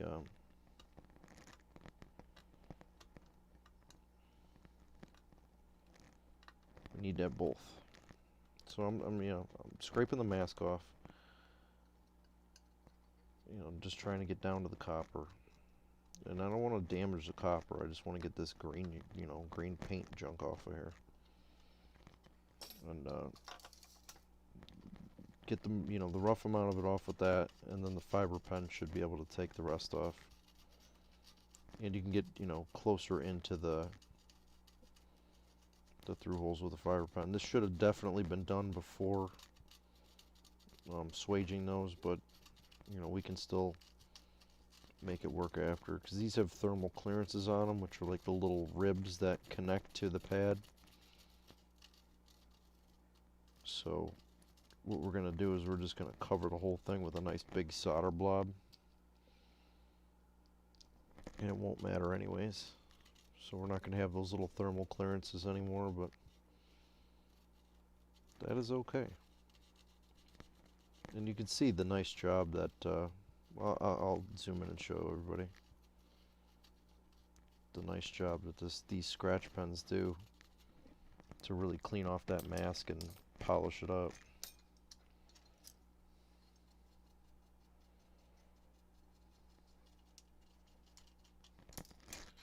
So I'll use the magnifying glass, I won't zoom in. So you can see there it's cleaned all the way around. The little thermal reliefs on the through hole are cleaned, but they don't really matter. And honestly, if you didn't want to go that crazy, you could just take a piece of wire and go from these two legs here, and then somewhere onto this copper plane. I'd rather do it the right way. Point-to-point's been used in audio for a long time, and it works.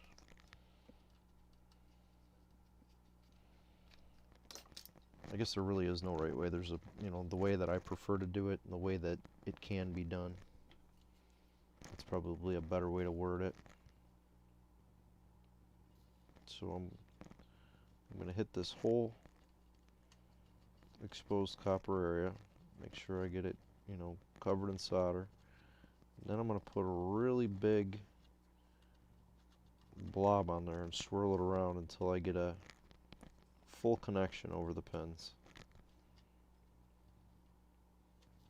It really helps if you're using leaded solder, because leaded solder bridges gaps better than lead-free. But there's our connection. So it's a solid connection, and it's done all the way down to the pad. Then I'm going to go ahead and come to the top, and I'm going to hit it on the top, just in the corner. We don't want to get solder all over this blade terminal, but I want to make sure that where the blade terminal meets the top pad, that it's soldered in.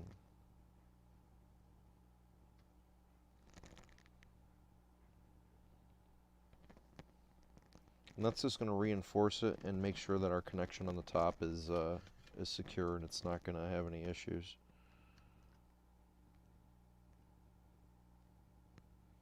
So you don't want to get it too hot. You just want to get it hot enough to where when you put the iron on there,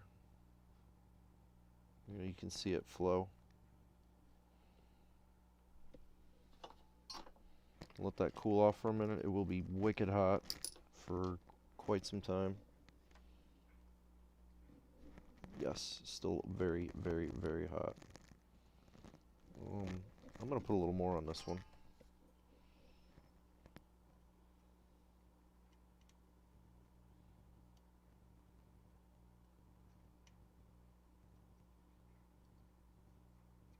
That one took the solder, but I didn't really like how it filled. And if it blobs up a little more on the bottom, that's all the better.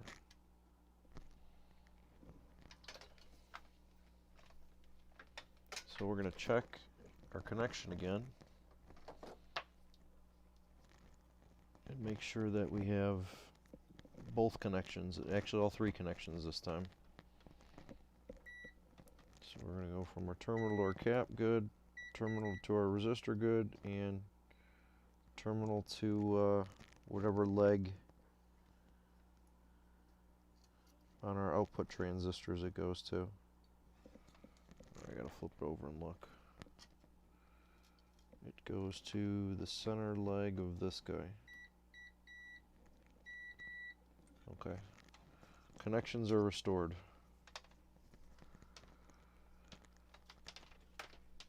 So we're good there. So the through holes have all been replaced. We still have to do this guy, so I have to heat up the solder sucker again. I'm going to top and bottom solder this. Like, you know, if this is happening inside your speaker and your little tab where your speaker connects to is wobbling, it's going to sound like garbage. I have no clue why that's loose like that. That's ridiculous. So while my solder sucker's heating up, I'm going to grab my little test fixture, which is really just an amp that I put some sockets on. So let me grab that while we're heating up, and we'll get ready to test the two control boards.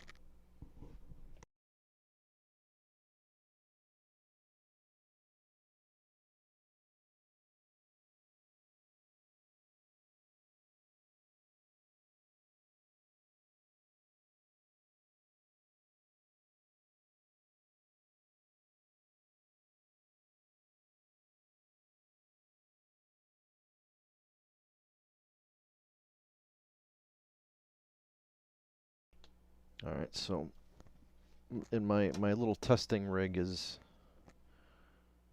just a sub-12 plate, and I put these little sockets on there where I can plug these in and out to try them out and make sure the boards work.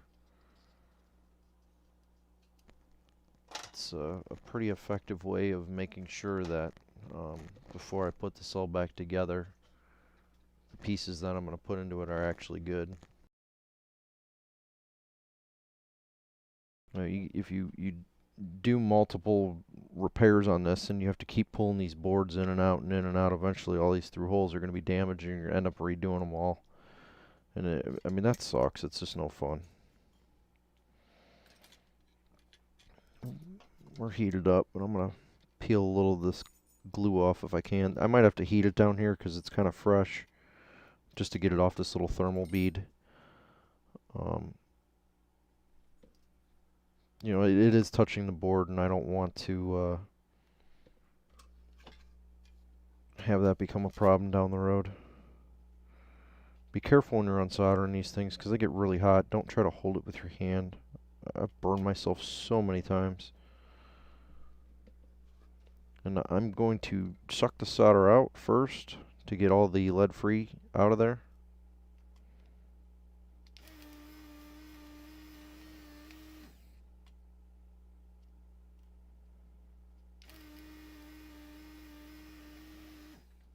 This will also let me inspect the through holes to see that they are indeed damaged, or at least one of them is.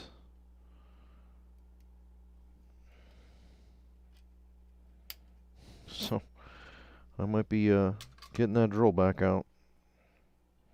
Again, this is a pretty uncommon for a repair. Like, you shouldn't be having to do this, but you know, like I said, this was a trade-in amp, and you never know what you're going to get when you get a trade-in. Sometimes they're good, sometimes they're really bad, and in this case, it's really bad.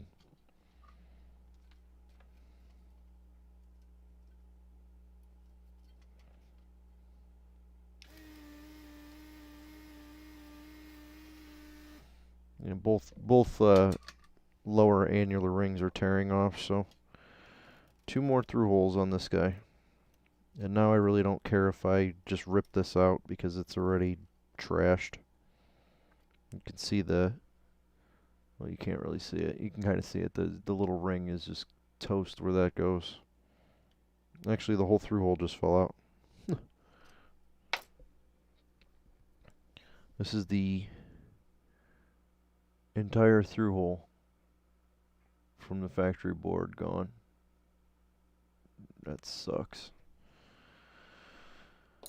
Oh well.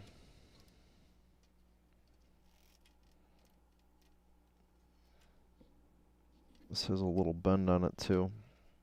So somebody definitely had to be working on this board. This would not be any type of factory repair or anything like that. This is just board abuse from somebody that doesn't know what they're doing. You know, maybe it was somebody that owned it and they were trying to fix it and save some money. That's cool, I guess, but dang. Did a job on this board.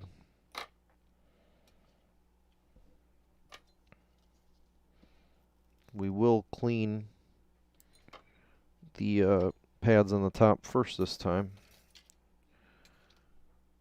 I'm going to cut my leads here so I can set the board flat.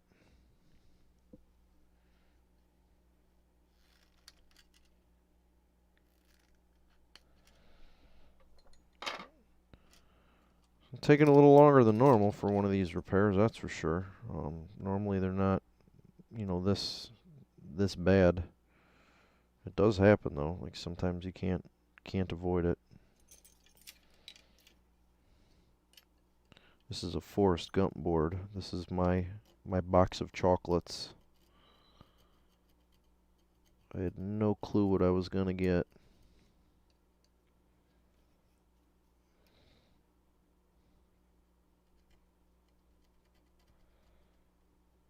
So I'm just going to start. I'm going to stay in there's like a little boxed out area underneath this that marked like the location of where the original connector went. I'm just going to kind of stay in there. Just make sure there's enough clear copper to get a good connection. It doesn't have to be, you know, I don't need to clean the whole pad off.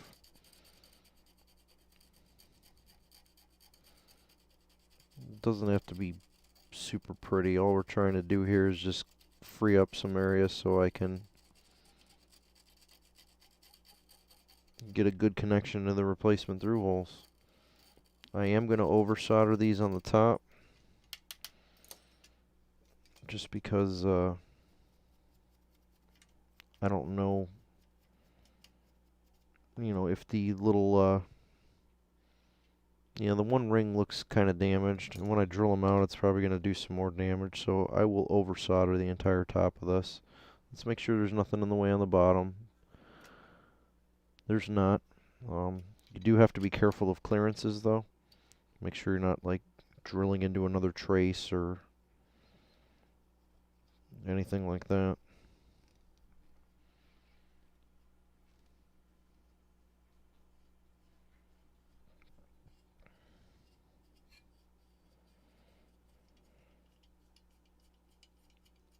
Alright. There's one hole drilled, and I'm not being terribly careful. I'm just trying to keep the drill centered in the hole.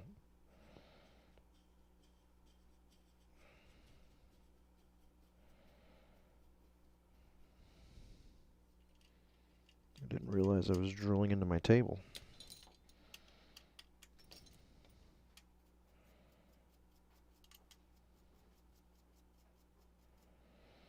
So this one I am not going to even bother soldering before I drop the via on.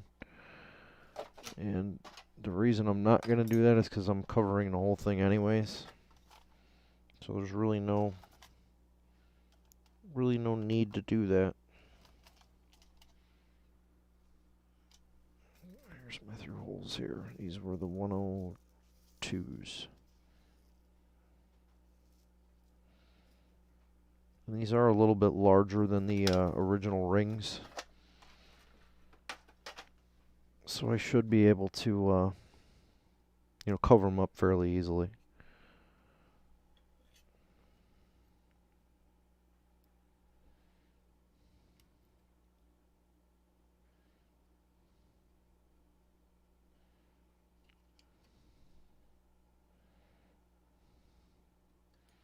And there's no weird connections that go to these. Actually, there is. There is a trace that does come. It comes to this main pad, though. It doesn't go to the actual through holes, so I don't have to worry about, you know, any of that. But since it almost covers the entire edge, I can just solder blob the whole area, and I'll have a good connection. And all the copper's on the top of the board. so I'm not worried about it. Again, I need my anvil. And I'm not going to push them flat. I'm just going to kind of flare them on the bottom.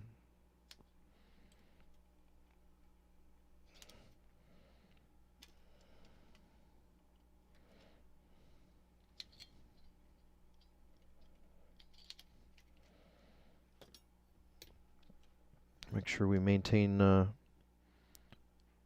clearance. We don't want to cause a short here. That would be a dead short across our outputs. Quick little inspection. It looks good. Now we can put it back together.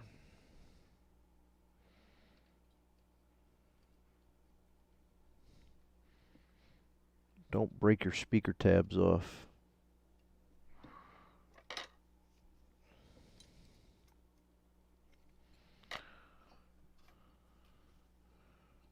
Okay, let's flux it and solder it back in.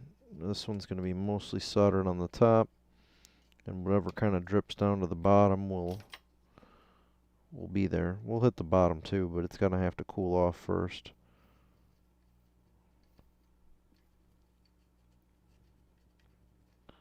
So, you know, there are some traces that run right around through here, so don't cause any shorts. You know, if you unmask all the copper, that's fine. Just don't short it out.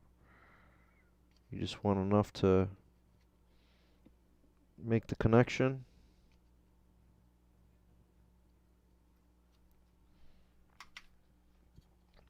You don't want to cause any shorts.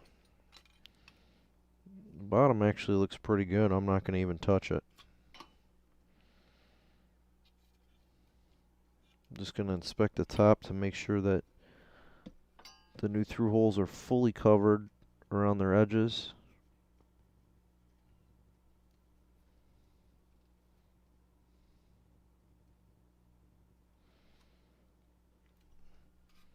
You know, you want like a nice wash over the whole thing. You don't want to come up to a sharp edge and then have to climb over. That little wash will you know, just ensure that you have a better connection to the entire board. And that's not going, you know, it's screaming hot right now, but that ain't going anywhere. I will not have to worry about that.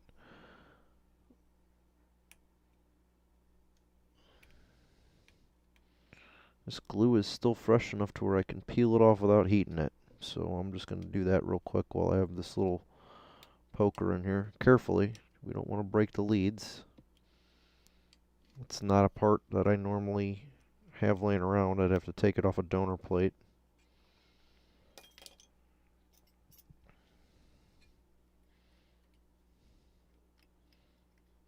And I'm not going to be, you know, crazy about cleaning the board right there because this glue in this area does not get hot.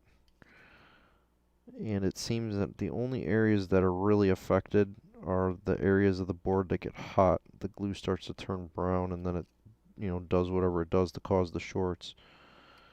But, you know, we'll just get it off and we should be okay. This right here has to come off because it's touching these two top legs of the resistor. Or does it? Hold on. Let me check something here. So this might be one of those areas where you can cheat too. If both legs of the resistor are at the same potential, which they are, the glue won't do any damage. So the glue can stay there. All the rest of the glue on the board is not a threat to me. Alright, so we can put that aside. Let's get out our testing fixture and put some more. I don't think we have to do any more through holes, at least not right now. So I can put all that stuff away. Clean up the area a little bit.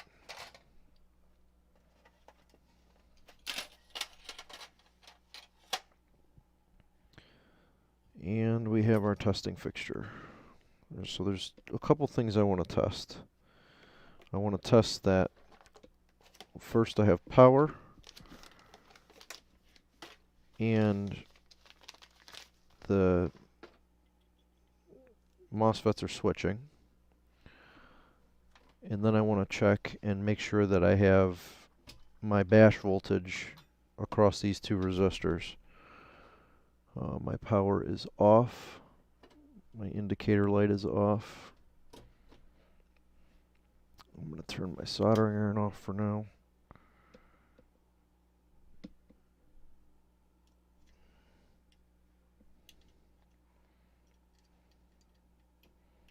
This is a current limited supply that I'm using right now, so even if it's shorted, it's not going to, blow anything up or hurt me or anything like that. One thing I am going to do is I'm going to take my little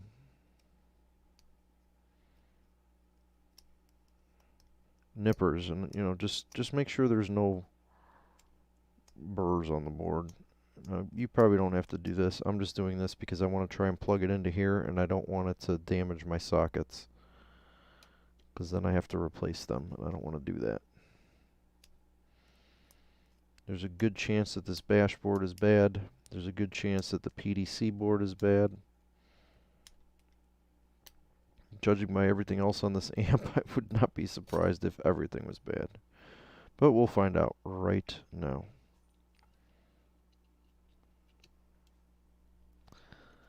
I don't know if the tabs were long enough to make connection on this. That's going to be interesting. So if this board is not plugged in or not functioning, these resistors get really hot really fast. So the easiest way to check if everything's working is to see if we get our output voltage across those two resistors. So make sure there's no metal laying around.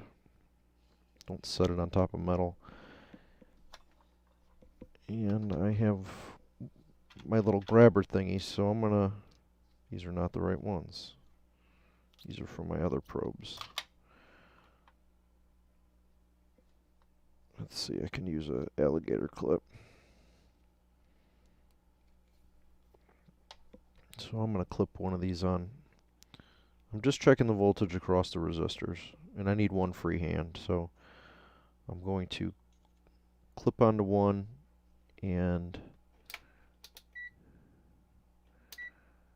read the other one. And I want to make sure that I'm getting 5 volts. If I'm getting 5 volts, both boards are good. If I'm getting no volts, then either this board is no good or something over here, is not good.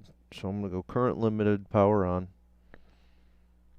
How did my camera switch? Let's show that again. Sorry, guys. These are the two resistors I want to measure across, and we're going to measure on this side.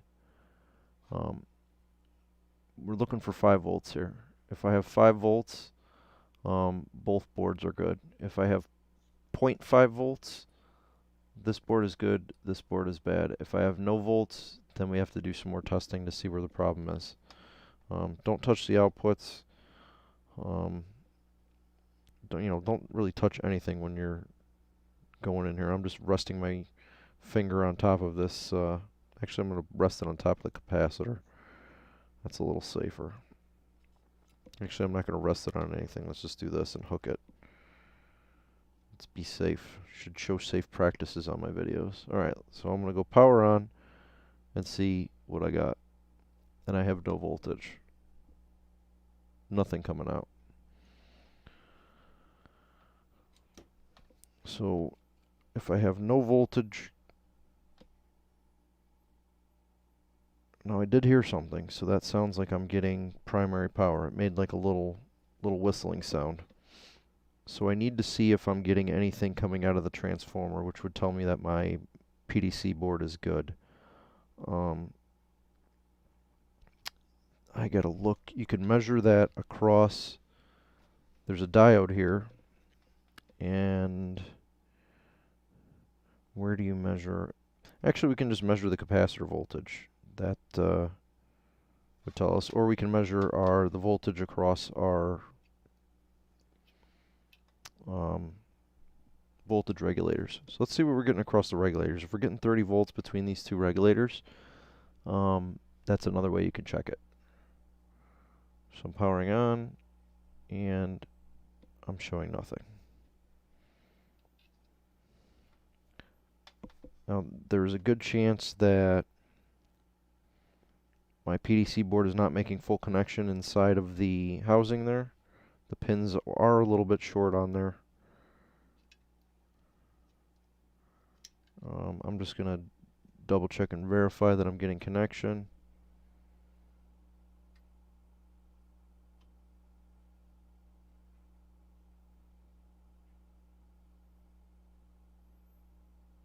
And I'm still hearing something, but I'm not showing any voltage there. So that tells me that something's going on with the PDC board and that I'm not getting any power out. So what I'm going to do is discharge my caps. And then I'm going to put my other my known working PDC board in.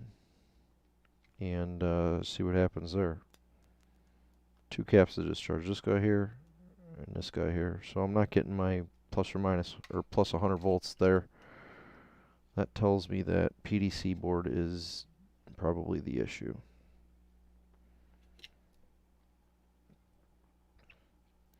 Now there still is a little gook on here. I'm going to clean that up. Maybe that's part of the problem. Tiny little bit of glue by the one diode. It's possible that that was the culprit. I doubt it. But it's possible.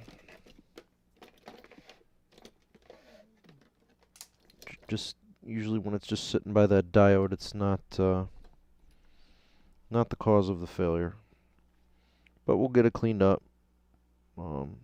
Make sure that there's no junk shorting anything out. And then we'll try again. And then we'll see if we can get this going.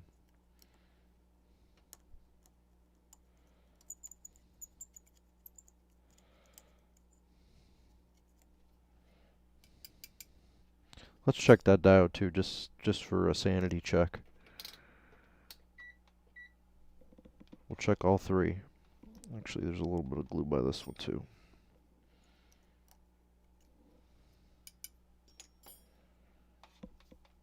Check all 3 diodes.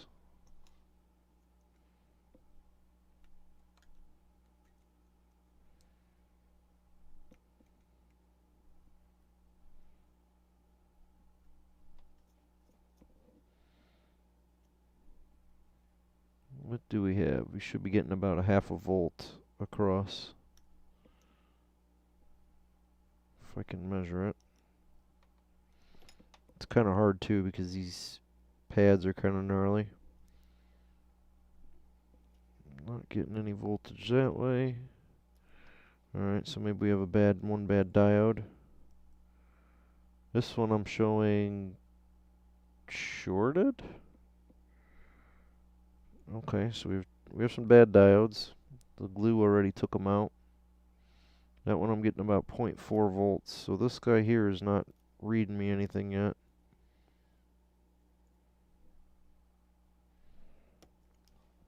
I should be getting something from him. So here's a good board.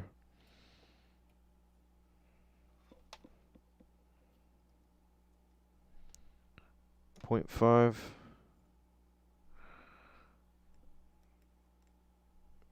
0.442. 0.441. So it's looking like we only have one good diode on here. This guy is reading 0.2, and I'm guessing that's shorted. Yeah. So, alright, we have some PDC repair to do. Let's repair that real quick. I gotta change tips on my solder sucker. Hopefully the dashboard's good. Let's at least get one victory with this amp.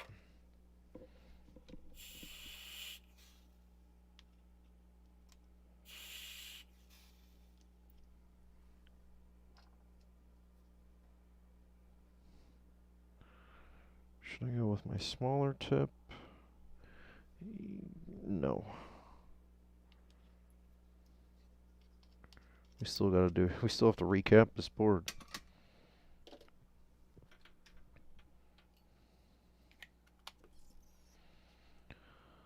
So these diodes, you can usually read what the values are I have them written down somewhere. I'm just going to try and read them off the side of the chip. There are different versions of this board. I know that for a fact. So some of these resistors and these capacitors will differ between the boards. Now, if they're the little box type, that doesn't necessarily mean it's a different value. You can get them in either version, but different Klipsch amps use different boards based on what speaker it came out of, and that just changes the way that the power supply acts, and it's based off the transformer. Like, these are self-resonating power supplies. So, you know, if you find information online that says like this component is this value, you know, make sure you do a little bit of research first before you just dive right in and change it, because you could be wrong. And if you're changing, you know, parts with the wrong ones, it might work, but it's not going to work correctly. So I'll tell you what, I'm going to cut these off because they have bent leads. And nothing drives me more nuts than bent leads. So this one was shorted. Yeah, he's got to go, and this one just has no reading. So I'm going to cut him off too. I don't know whether that one's bad or good or what, but we'll start with, oh, yep, that one's definitely bad.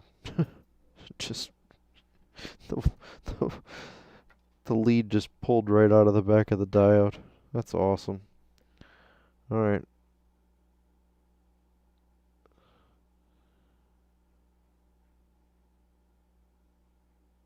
I am having trouble reading the value on this one, of course, since I'm telling you to read the value off the side.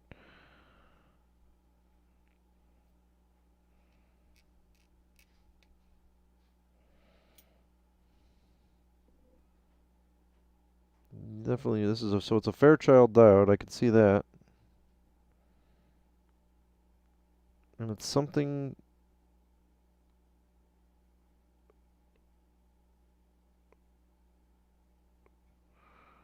'07. I don't remember what that is.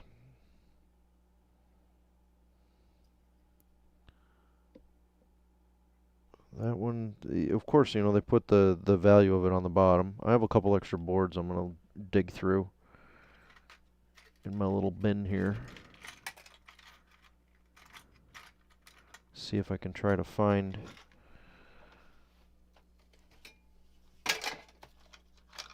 the value of it, because by the time I dig out the paper and find it, like, I could probably just read it.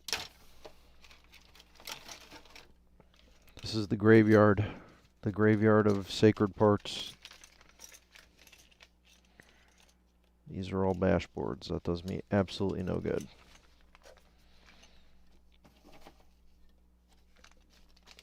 But I do have PDC boards in here somewhere.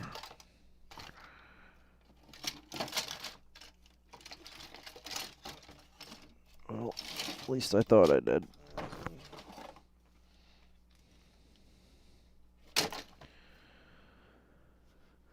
Dust cleaning is coming to a spot near me. Alright, hold on. I have a bag of parts here. These are not PDC boards. So I have made these boards from scratch before, and I don't have any to show you, unfortunately. I can show you a different board that I have made. So this is a replacement board that I've made. This is not for this version. This is for a different Klipsch. As you can see, Klipsch has problems with their control boards. I need to look at a schematic. Give me a second, please, and I will share this information with everyone as soon as I get it pulled up. I keep this saved on my Google Drive so I can access it fairly quickly. This board is a 660038RA.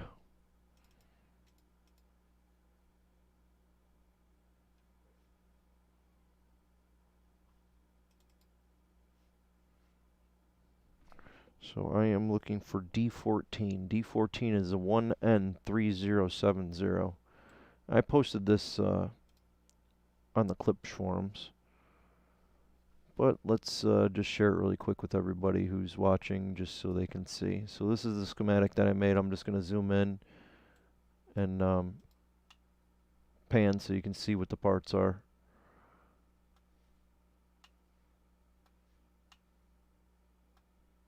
I could probably zoom out a little bit. Doesn't need to be that crazy.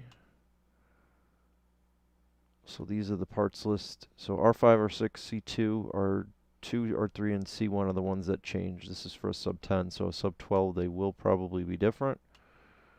But that's what I have. So this is D14, 1N3070 is what we are looking for.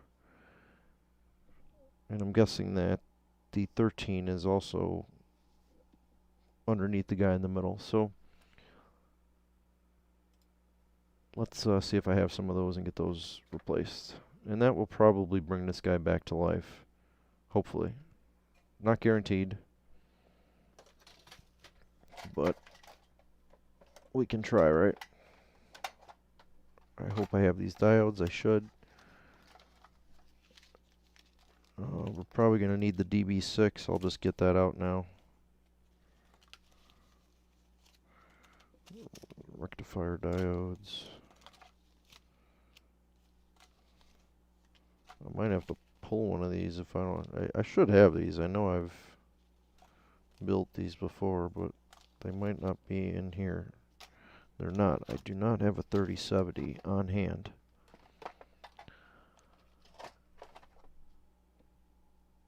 And I don't have a PDC board on hand. Alright, let me go grab my little project bag. I'll be right back.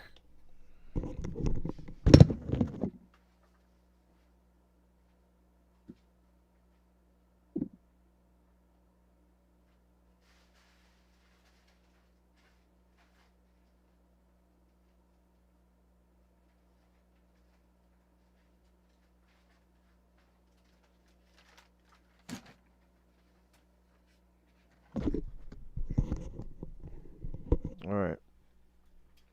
Here is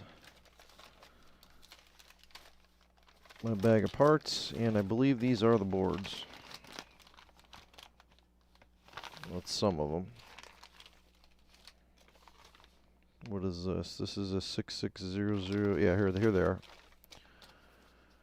So I'm not building an entirely new board, but this is a replacement board. So if I get one of these that's so badly damaged that I just don't want to deal with it, I can build an entirely new board. And I just copied the design. There's really nothing, fancy about it.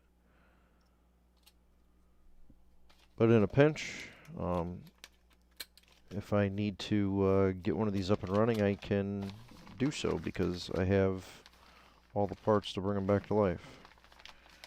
And magically, my graveyard parts are in there too. So we need to find a couple diodes. Let's find the diodes and rebuild this guy. So here's our 3070s. I have plenty of them.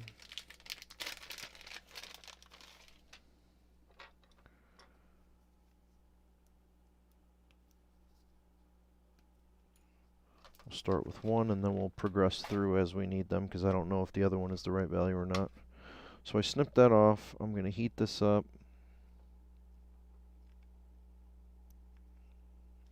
And I want to pull the pin out first because I don't want to get it stuck in my solder sucker. It's also a bad thing to do. It's a little hard when you're working on these and you don't really have a board holder.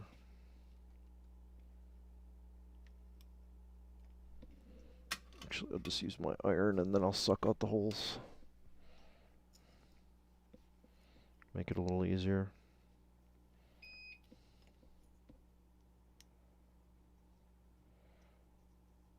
So just want to get the pins out. They have bent leads on them, which is, something that just infuriates me.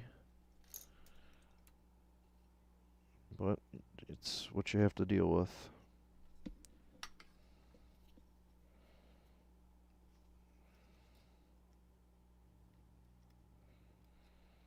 So pull the leads out first, and then we will replace them. You can see on here too, there's some really long leads. I don't know if that's a factory screw up or I don't know what that is. That's kind of ridiculous too. This amp has a lot of interesting stuff going on.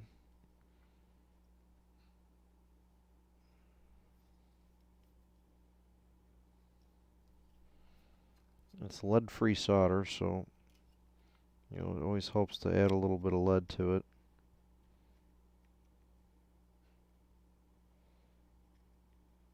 That guy does not want to come out.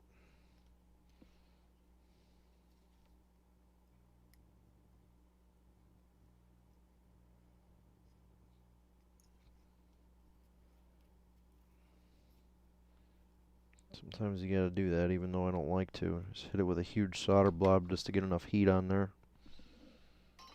We'll clean the board real good.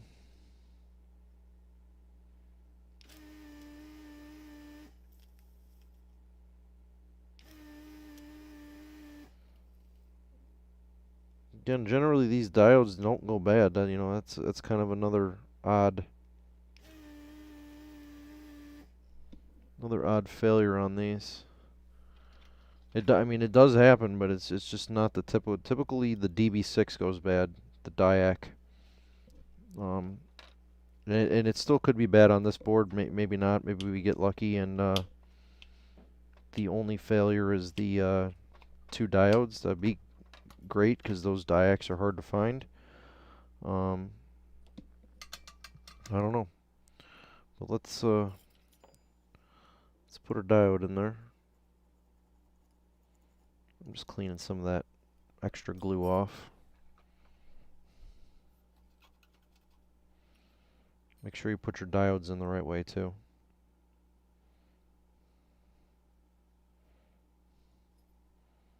Follow the marking on the board. They have a little stripe to indicate which way they go. Don't bend your leads. It's okay if you want to just flare them out a little bit like that, just to hold it in place so it doesn't fall, but don't like fold them over on top of the board.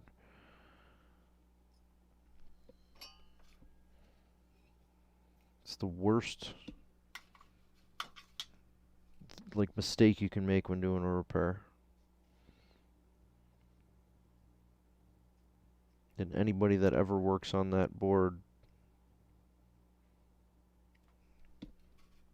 will instantly not like you for doing that.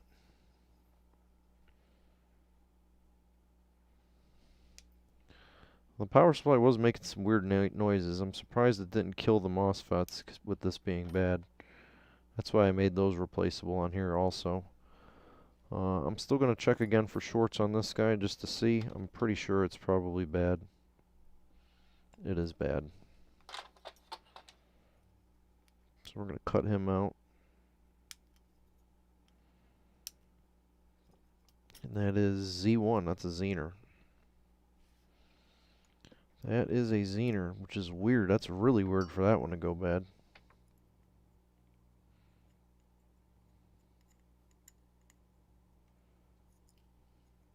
Zener diodes generally something weird happened to this. Maybe it took a lightning spike. That's kind of plausible.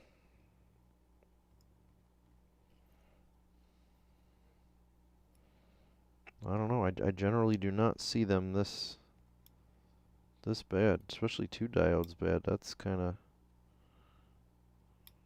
Come on, get out of there. Oh, I got it.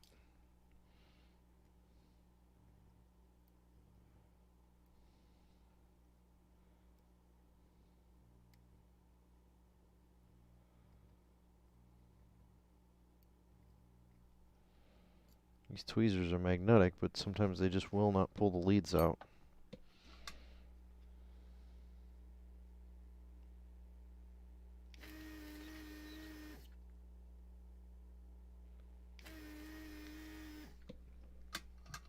clean the top up again. Now, you know, DB6 is still, we still have to assume that's bad. Scrape the flux and everything off there. Brute force cleaning. The last guy looked good, so we'll leave him in there for now until we think there's a problem.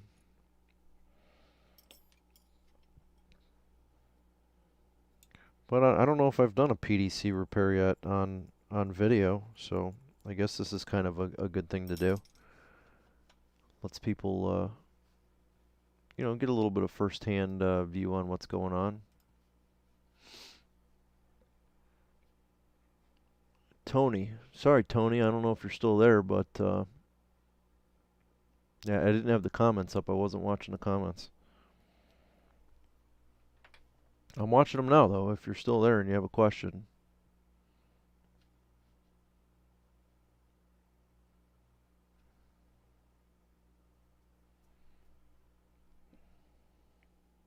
Oh, alright, I see. You're posting the values for me. Awesome. So D13 is a 5245. What's Z1? I still have it up. I can look. You don't have to look it up for me.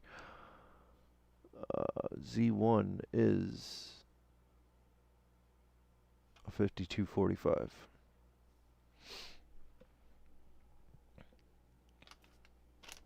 Let's put these 3070s back. And are you following along with the repair, or are you just watching to watch?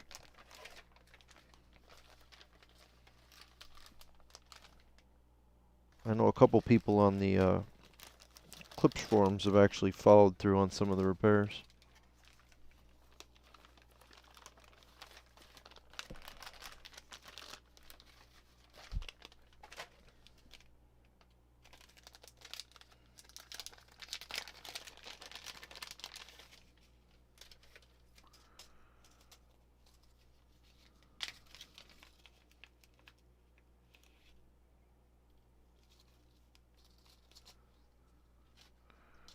Well, I hope if you have a sub, like, some of this information can help you get yours going. Like, that's the whole point of doing this, so I can help other people get their subs going.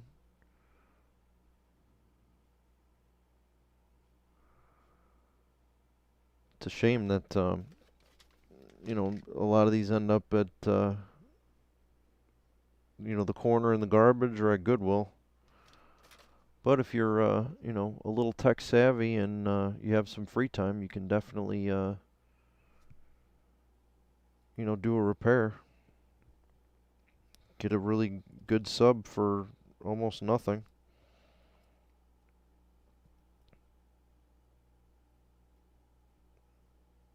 I should be doing a lot more Klipsch repairs. I have one more JBL that's going to be a real pain to do. That's probably going to take me most of next week. And then I want to get back into doing the Klipsch repairs because I have a lot of the RSW series that I need to do. Or I'm sorry, the R11, 11SW, 112, 115. I have a ton of people on my waiting list that need those done, and I'm just going to start hammering them out.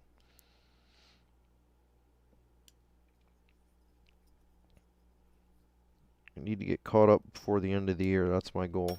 Alright. So we replaced the two diodes. We still have to assume that the diac is bad. There's a little bit of corrosion from the glue down in here. Clean that out. I'm surprised that this shorted the way it did. Usually glue in that specific location doesn't cause that many problems, but apparently on this one it did. Alright, moment of truth. I still don't know if I have a good connection there. We're about to find out. If something goes boom, we'll know the connection isn't good. Alright. We're in voltage mode. Make sure that there is no metal like screws underneath my... Yeah, these little wires are fine. They won't touch it. Let's see if we at least get our voltage on the secondary side. And I have negative 24 volts. So if I flip this around, which it really doesn't matter, but I'll do it anyways. 25 volts. So from here back, we are now up and running again.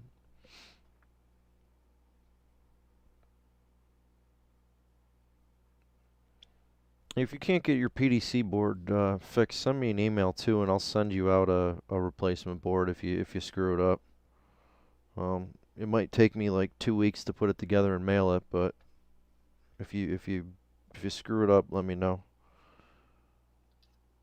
Especially since I found my bag and I have more, I can send you, one of my used ones, and you can try and rework that and bring that back to life. Actually, that'd be better. It's better practice. Let you do it instead of me doing it for you. All right, we have one of our voltage. We have our main voltage rail up. Now we're going to check and see if the dashboard's working. So we're going to go across these two resistors here, and we need 5 volts. So I really miss my clips. I need to get my little clips that go onto these probes. I normally use Probe Master probes. I need to buy some new ones. I miss them. These probes are okay, but those were way better. I'm just going to push that out of the way so I don't have to risk shorting it. And let's see if we get 5 volts. And I get 6.3. That's close enough to 5. So our dashboard is working. There's really no set value. So the two boards are good. We're in good shape. Power is off. We're going to flip the board, discharge our caps. You can discharge caps into a light bulb. I use a transformer. Transformer is not the best way to do it, but it's what I have and what I use.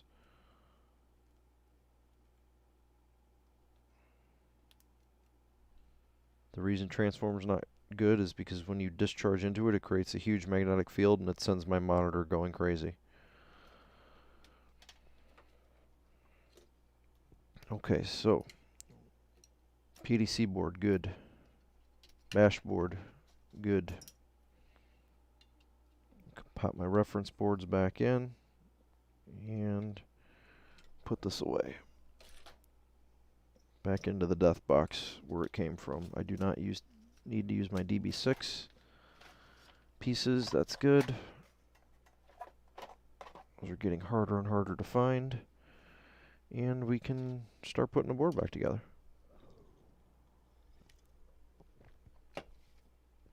So I'm going to start with the PDC. I clean the pads on the top of the board with the scratch pen. So I'm going to pop him in here. And I didn't have any problems with any of the through holes on that one. So I'm just going to solder it in and go with it. On the dashboard, since I want to top solder at least the one pin, that's a little bit questionable. I'm going to remove the like black nylon protective stuff on it. And that won't hurt anything, that just gives me better access.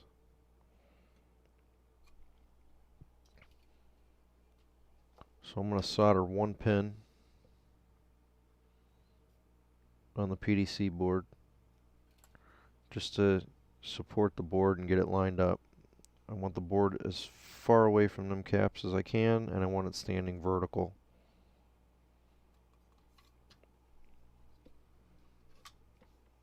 And once I do that, I'm going to start opposite of where I made my first joint and work my way back and then resolder that first one.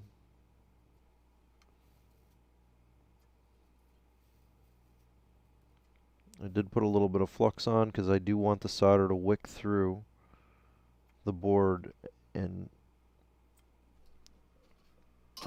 top solder as well. You can't see it because that nylon crap is in the way, but I'm sure I have a good connection there. I don't need to worry about it. This guy, I'm going to cut this plastic off. I'm going to use my nippers and just chop it, 2-3 sections at a time.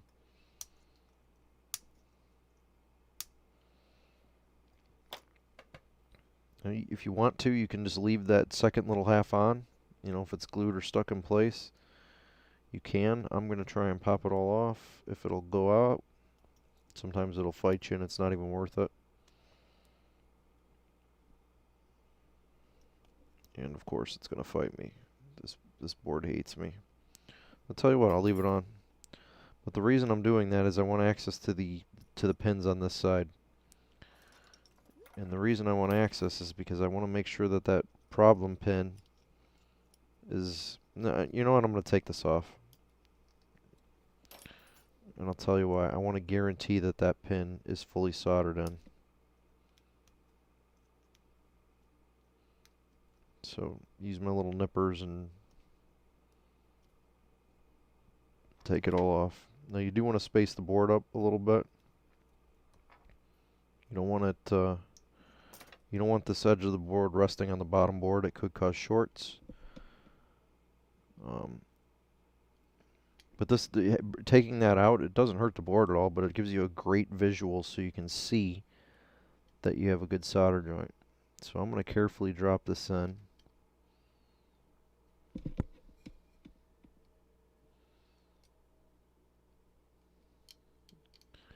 Of course, the pins are not going to cooperate with me. There they go.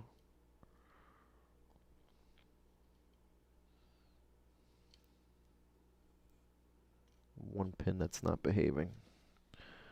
Alright, so the through hole is still intact and saved on there. I'm going to say that that is good. So I'm going to take, like, I normally use a toothpick, but you don't have to use a toothpick. You can use anything you want. And I'm just going to space the board, you know, off of the baseboard, just a little bit. Doesn't have to be a lot, just so there's an air gap underneath it. And then what I'm going to do is I'm going to solder one of the pins. And I'm going to go from the top.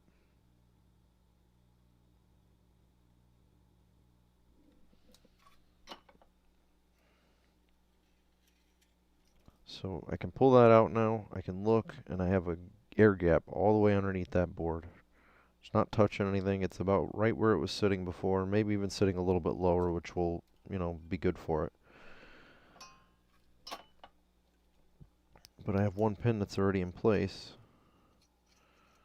So now I can throw a little flux on there. You know, let it get down into those holes. That won't hurt it.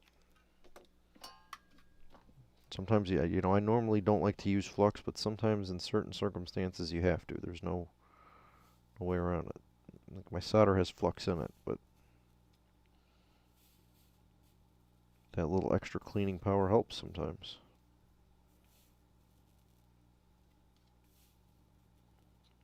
I would not recommend using really highly active fluxes on these boards, though. If you do, you better wash it off really good. Like RA, you know, heavy activated fluxes will actually eat through the copper on these boards.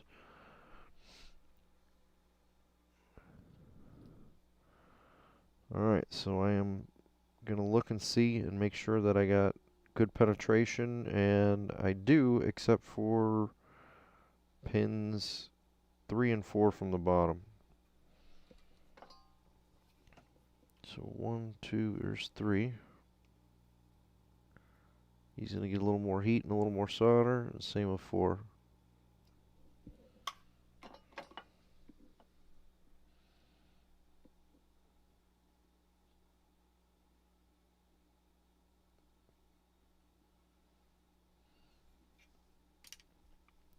And that looks better. I did make a mistake on here, though. And I'll tell you what that mistake was. I did not put Q5 in. And that's okay. We can still put Q5 in, but it's just going to be a little more of a pain to do it now. I am going to use a through hole. Q5 is one of the power supply components for the dashboard. And here's my cheat sheet.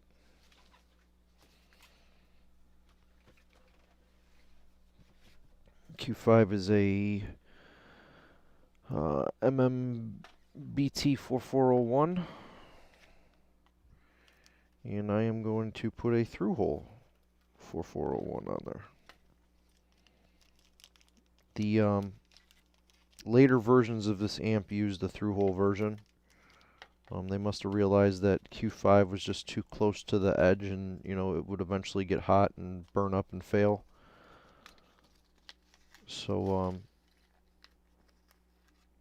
you can use a through-hole version and just solder it right onto the pads, and then put a nice little dab of epoxy on there to hold it in place, and you will be good to go. So Q5 sits on the board like this, and here's the through-hole piece, so I'm just going to bend the leads to where they kind of match. So E and B.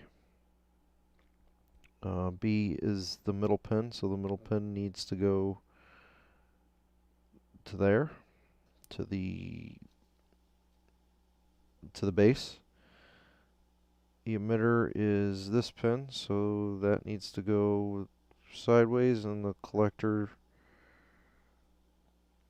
is in the back. So you just kind of tweak the legs of the transistor a little bit so it matches, and then we're going to solder them on. I'm going to go to a pointy tip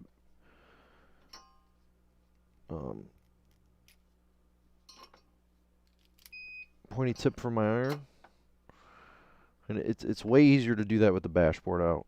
So you know it's not an impossible task, but it's just easier to do. I should have did that. I forgot I took it out. I was all excited that I got the PDC board working, that I forgot about doing this, but that's alright. We'll get it in there. I'm hoping that's the only problem with this power supply area. I know these two capacitors we saw earlier looked like they were worked on a little bit. I am going to wick off two of these pads just to try and make it as easy as possible, since I got to get way down in there.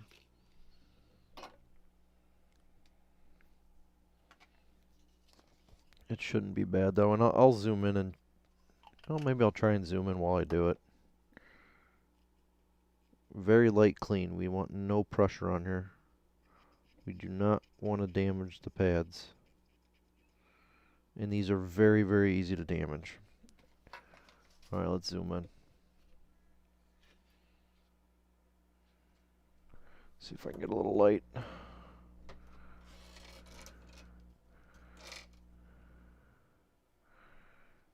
And prop it up a little bit. And we need like a little bit higher. Let's use the old cap. See if that'll do it. And there's going to be a little bit of a glare in there, but you'll be able to kind of see where I'm working at.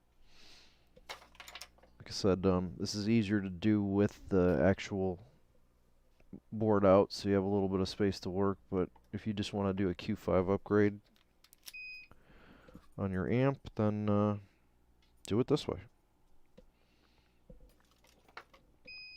I lost my transistor. There it is.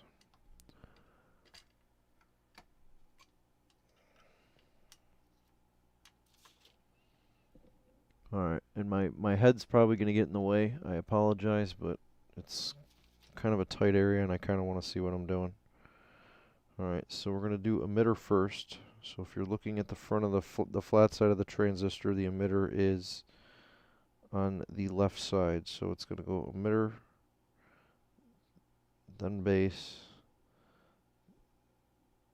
then collector.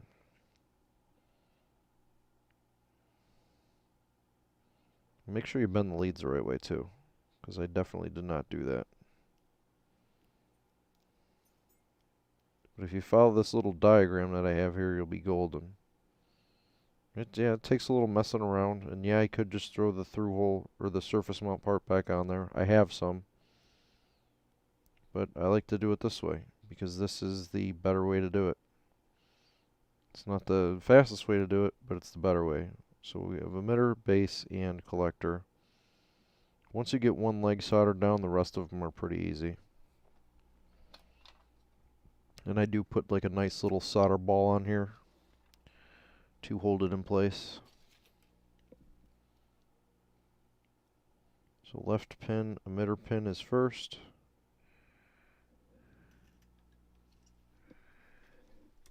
And I'm going right over the pad. Is the light blocking it? No. Alright.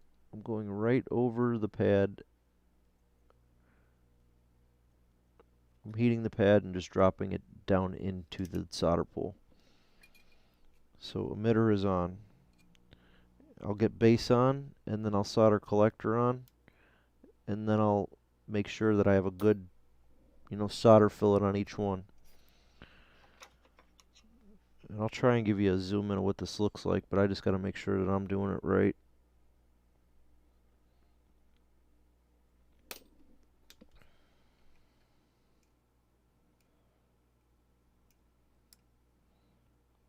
You got to be careful too. You're like, you have to tweak the leads a little bit, but you have to be careful when you're bending them because you'll rip the pads off. It's part of the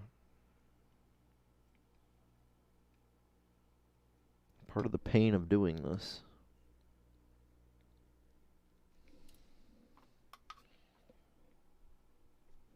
Alright, there is base. Now collector.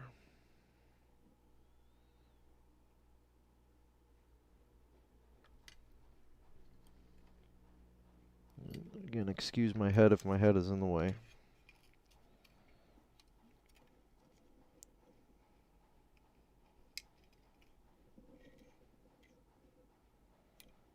Looks like I might have accidentally soldered that one down a little bit too.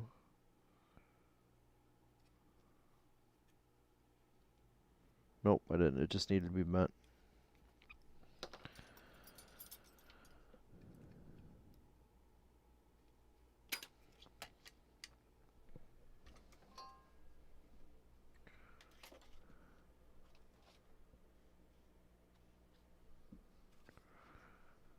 Alright, last leg, we have the collector. It's in a weird spot. I think we can get it without burning the cap.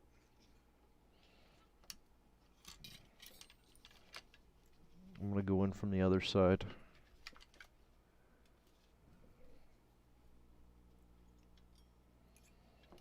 Nope, I have to do this one with the camera not cooperating.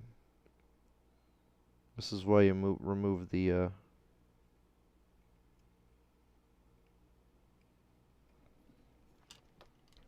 that's why you remove the dashboard when you're doing this upgrade. Let me just hit all these again real quick, and I'll show you what I did. It's just too hard to get live.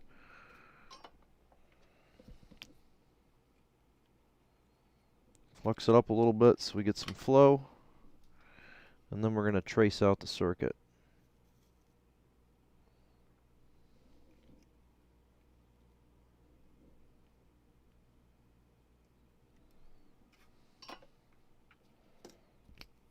Back leg needs a little more flux.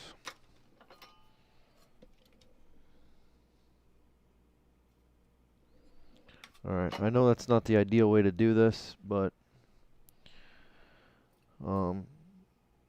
this guarantees you won't have transistor problems. So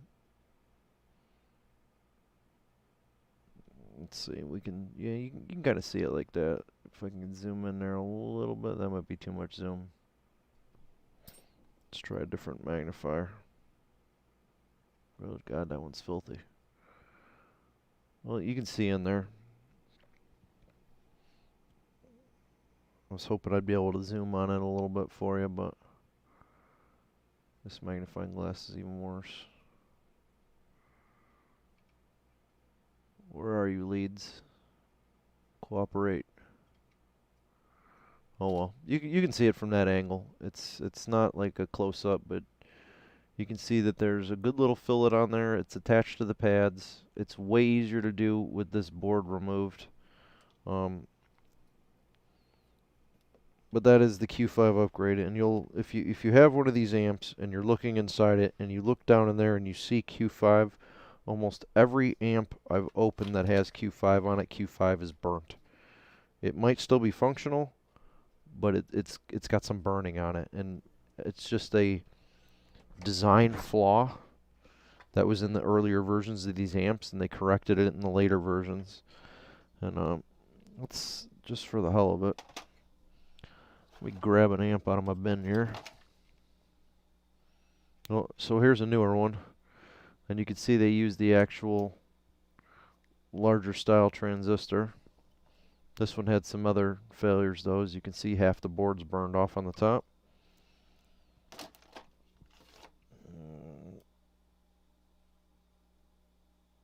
Yeah, I don't really have any good examples. I'm not going to dig through all those. This is what you need to do.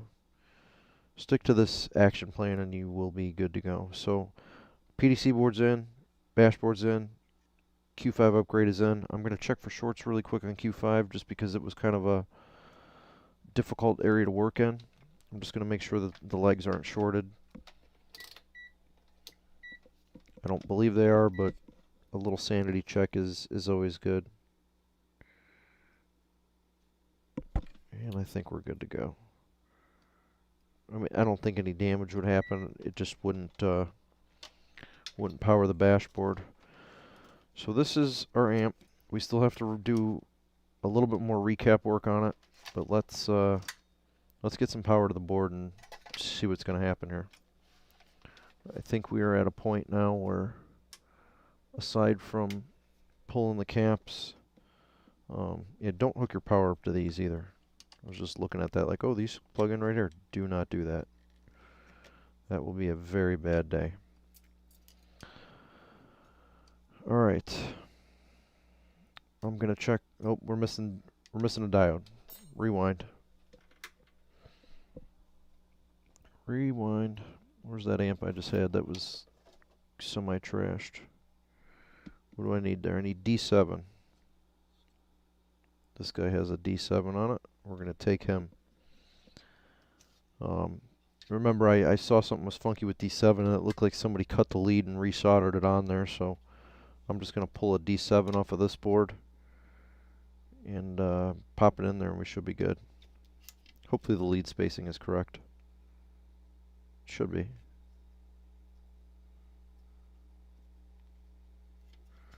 Might have to throw a little bit of leaded solder on there.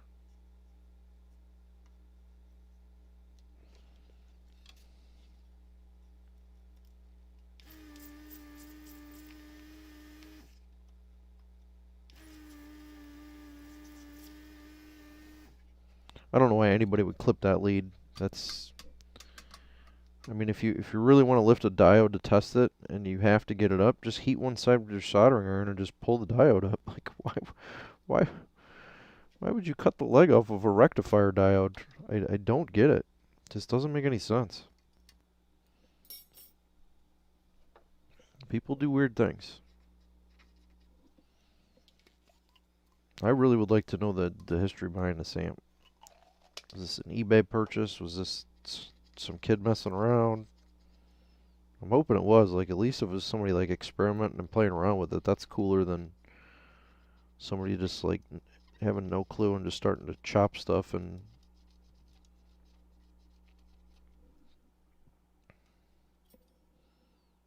I mean, I guess it's their amp. They could do whatever the heck they want with it, but I just don't understand why you'd do that to a rectifier diode.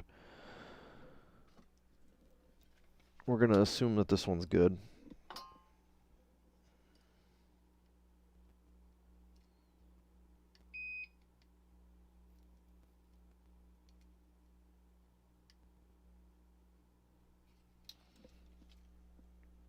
I just threw a little top solder on just to hold it in place. Just pointed tip is not the best for soldering large traces. It just can't put any heat into it. But for that diode, I think we'll be alright. Okay, I think now we are ready to test. Let's get the solder out of the way. Give it a quick once over to make sure I didn't screw anything else up. What time? It's kind of late. It's 1:20 in the morning. I'm allowed to make mistakes when it's late. Alright. Testing time. I forget which one's positive or negative. We're just going to throw them in there and see if we get main power. Should get 28 volts in here. Since this is the actual amp that we're working on, we will check it out. I wish I needed to change the contrast on the screen. It looks so much better when it's tilted. One of these days I'll buy one of those meters that show up on the screen like all the fancy techs have. They're pretty expensive though. I like my cheap Radio Shack meter. I got that on eBay. I've like bonded with it. Alright, so we're at 0.9 volts, which is probably just some leftover capacitance. Let's see what we get. Make sure it doesn't blow up in my face. There we go. We have auxiliary voltages. That means, again, that this part of the supply is working. That's step one. Resistors aren't hot. That's a good sign. So, let's see if we have achieved step 2, which is our 5 volts. 5-ish volts. It's not exactly 5. It's like 5 and change, sometimes 6. I don't think I've ever seen it higher than 7. I'm going to just go right onto the pad down there. Alright, we're at 20 millivolts. Let's see if we get 5. 5.59 and change. Power supplies have been restored. There is hope for this amp.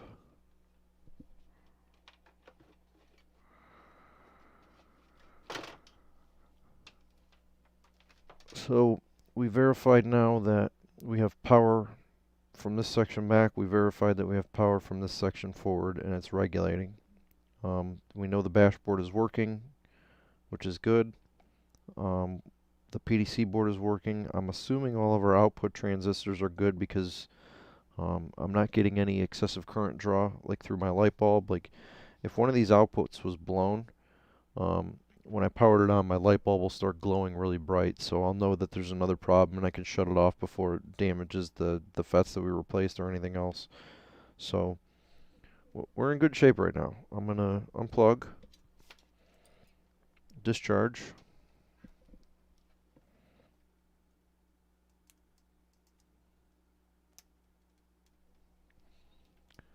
and now we're gonna do the rest of our recap, which is just these guys here.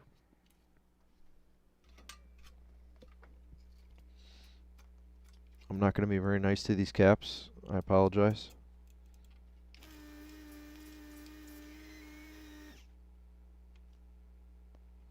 The main reason for that is because they have bent leads. But I also don't want to damage any more through holes. I don't want to have to repair anymore. What is this? 47 microfarad, 50 volts, and it's I can't even pronounce it. Yecon. Whatever a Yecon is. 47 microfarad, 50 volts. 4750.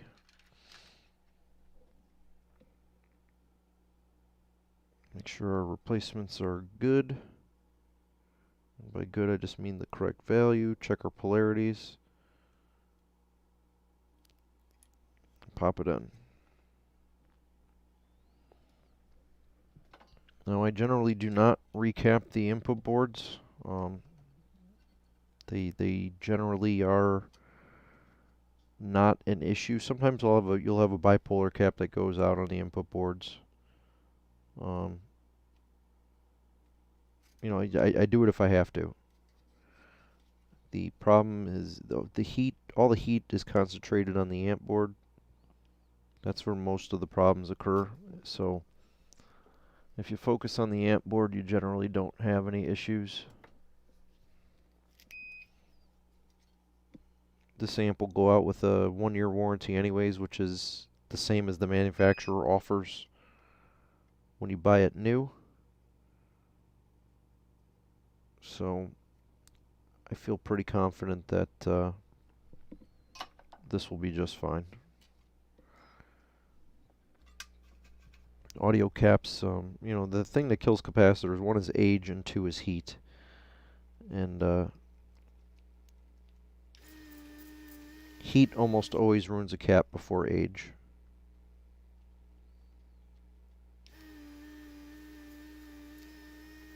Especially when you're dealing with like modern caps. Like if these were really old and garbage, I would say, like, that's one thing, but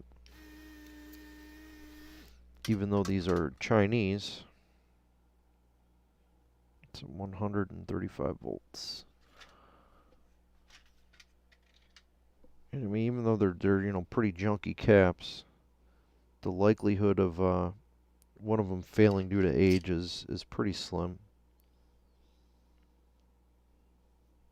This guy does not have a marking on it. The positives go to the square pads on Klipsch. And I'll just verify that with another one here. Yeah, negative faces that way. I try to seat these a little lower than the factory ones were. Just gives them a little bit more stability. I don't silicone them generally, because I don't really see a need.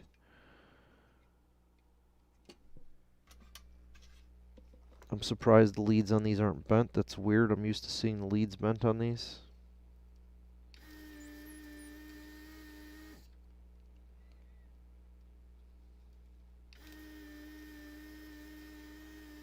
Maybe the amp's just being a little more forgiving after putting me through hell with the first part of having to fix everything. I don't know.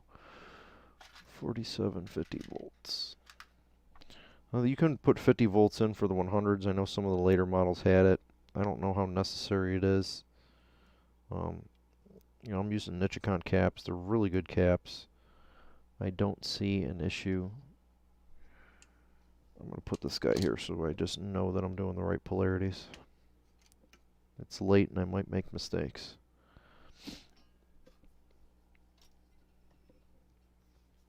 But we're in the home stretch. Home stretch of Sub-12 repair.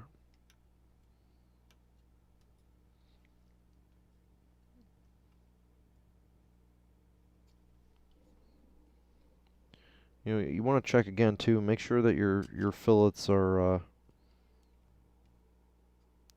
hitting the top side of the board. I know you can't always do it, but you know, just make sure you're getting good solder joints.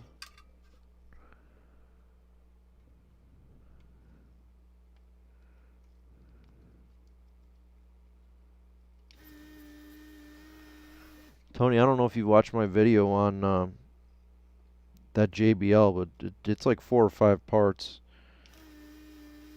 If you ever get bored, watch that video. I mean, I would consider that a great repair. That was one of the worst boards I've ever seen. And this coming the videos I'll be doing this week on the JBL are going to be pretty incredible too. I mean, this one's real bad. The guy that sent it to me, I repaired one of his amps for him. He sent me 2 at the same time. And I wasn't going to do this one, and you know, he basically said take as long as you need.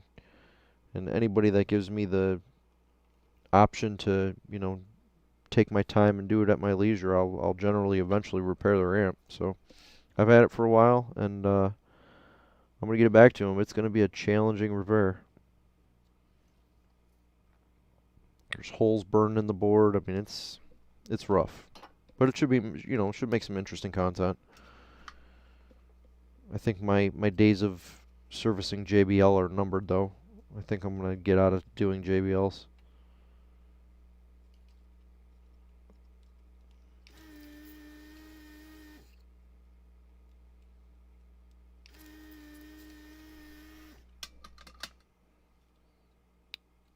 All right. Got a couple more caps here. It's a 47 and 50 volts.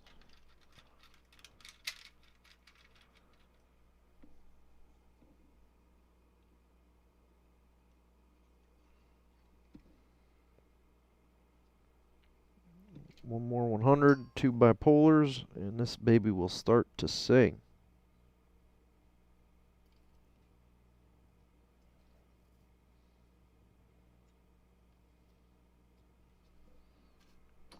And then later this week it'll be listed on eBay.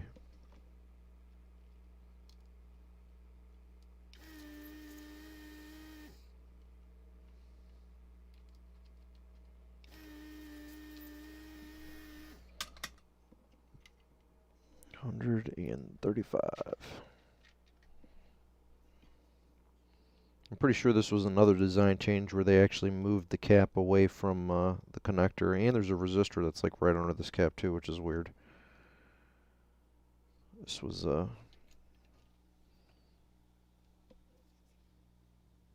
another minor design flaw, if you ask me.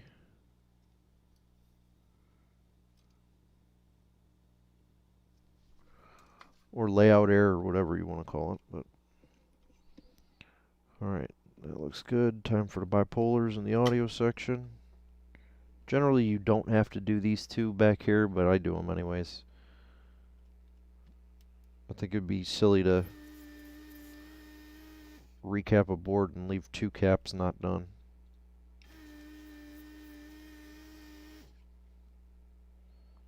$4.735. Is this one the same? Yes, it is.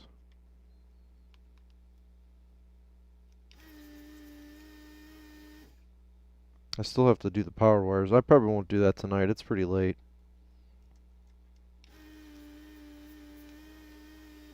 I'll save that for a tomorrow project. But we can still power it up. I don't need to use the original power cord. These are both bipolar, correct? Yes. BP, 4.7.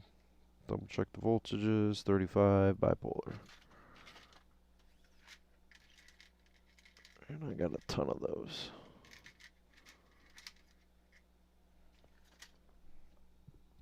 See all my battle scars from working on. I worked on my car this weekend. Just destroyed my hands. If you own a BMW, they're fantastic cars, but man, they suck to work on.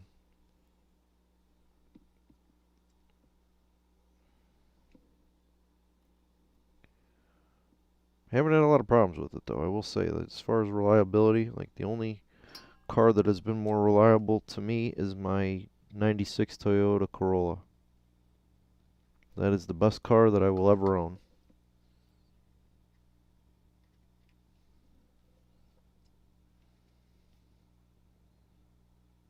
And one day I will buy another one. Or maybe for my kids, like when I have kids and they're old enough to drive, that'll be their first car like it was for mine. But it was a phenomenal car. And the BMW is a phenomenal car too. I haven't had a lot of problems on it. It's just hard to work on. Everything's packed in there really tight. And I have small hands and I could barely get some of the... I had to do my vacuum lines. They started to get old and crack, and I could not reach some of them connections that were way down in there. So I had two choices: take it to the dealership and pay a ton of money, or sacrifice my hands and pain to get it done. I chose the second option.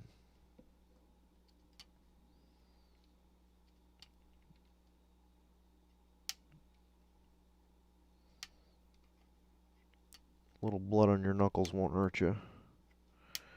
Alright, leads are snipped. This amp is done.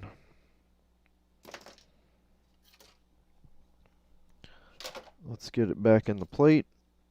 Screw it down, put the heat sinks on, and give it a little listen.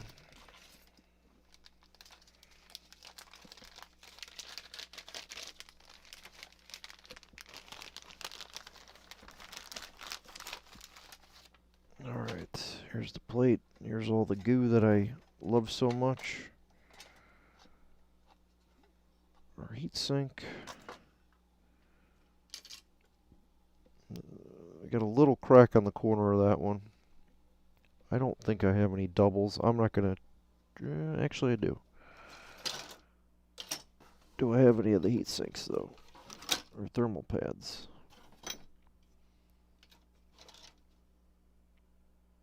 I have one.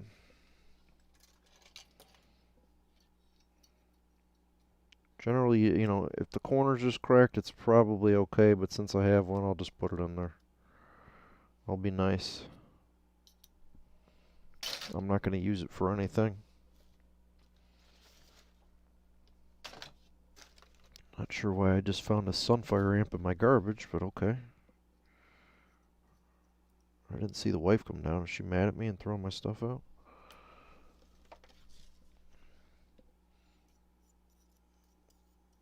Alright. Yeah, since I had one, we'll put it in there.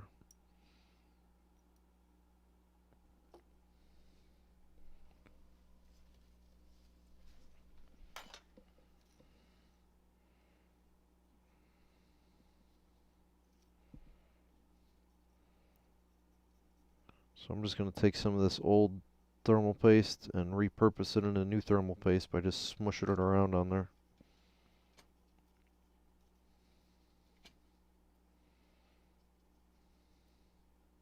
Again, you don't really need a lot of that junk on here.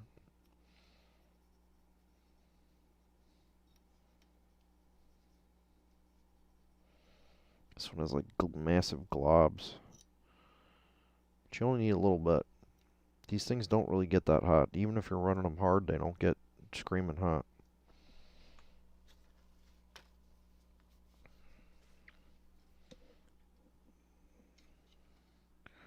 Alright, amp to chassis, let's go. Deal with that in a minute. I'm only going to screw in the metal screws for now, just in case I have to pull it back off. But I just want to get a quick test. I know this corner one is loose. That needs to be addressed. Let's see, well, I'm 3 hours in this already, dang.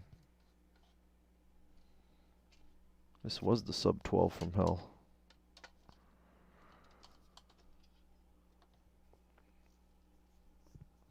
And generally about an hour and a half is roughly what a Sub-12 takes, unless you run into, you know, weird problems. And somebody was in here, like I said, anytime you deal with an amp that somebody else has touched, doesn't matter what they did, it's always going to be, you know, a big problem.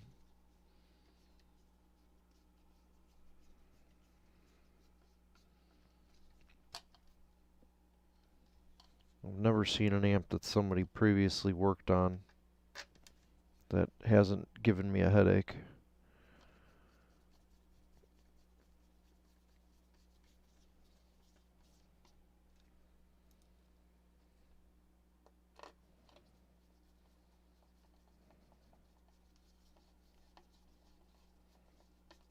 Alright, so all the metal screws are in. That will allow us to secure our heatsink. So we'll get this guy back in. I screw him to the plate first to make sure that everything's seated, and then I start doing the clamping bar for the MOSFETs. I'm still assuming that the MOSFETs are good. There's a chance that they are not. So we might have to pull that back out. I doubt it though. I didn't see anything weird with the initial power up that would tell me that I have to replace those, but that it doesn't mean that that's always the case. And we haven't verified that the input board is good yet, but let's just start here and see where we go. And if you're worried about thermal, if you look at the amp, you'll notice there's no fins on the back of it. So if this amp was designed to run hot, it would have fins on the back that would help with the cooling. Since there's no fins on there, you really don't have to worry about heat. I mean, it gets warm. When it's being heavily used, it'll get warm, but it doesn't get, you know, hot to the point where you have to worry about it like destroying itself. It's just, these amps don't do that. So we're going to check our heatsink, or thermal pads, make sure they're in the proper spot. Slide them over a little bit if you need to. If you clamp them too close to the edge, they will break. That's why that other one was broken. You want to make sure that they're overhanging. This guy is bent. We'll straighten him out a little bit. I don't think we can do anything about that. That's another factory. Well, maybe we can fix the leg on there. That might have been my doing.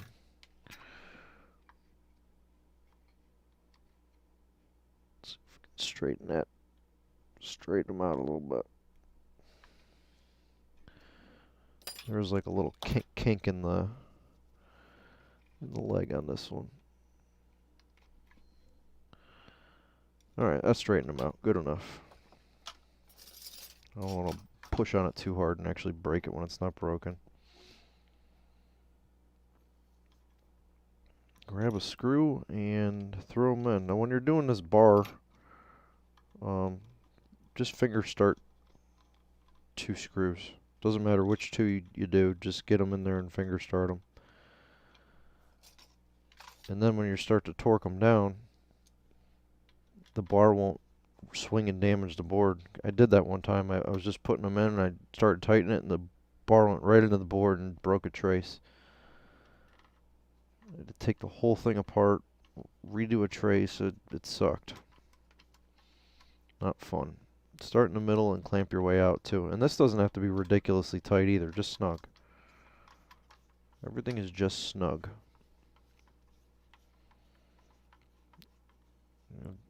Just get one on there, clip it in, go to the next one. Get a little pressure on it.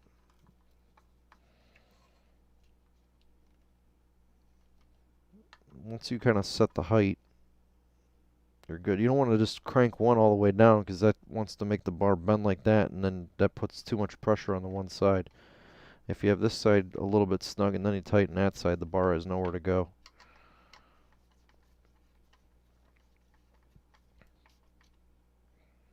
And then do your ends last. Little pro tip for the day. One more pro tip, or I don't know, whatever you want to call it. Okay, we are in. We're going to hook up. Oops, let's fix our resistors and make sure those are happy. Plug in our preamp. This is a design, again, I never liked either, where you're running wires over the edge of a board. That's disturbing. So yeah, I'll fix this tomorrow, where it's all, shoot, I don't know what happened here. Both 120 volt lines are just destroyed. I don't know if somebody was deliberately just trying to ruin the amp, or I don't know. These two guys, bend them down. Just a little bit, not too much. Bend them down. Get them away from the capacitors. It always helps to just give them a little bend. They're not going to be in the way of anything. They're not going to hurt nothing. Gain down to 0. Low pass all the way up to 120. Phase at 0. Amp turned on. Let's turn off all of our soldering equipment. And let's give it some audio. Alright. I'll go into my speaker so I can hear it, and I will show it on the...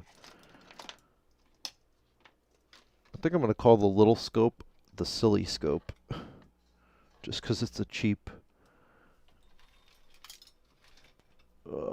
little Amazon scope. That's what I'm going to name that thing. It's quite functional, but it has its limitations. Hopefully the battery is charged up enough to see what's going on. We have most metal objects out of the way.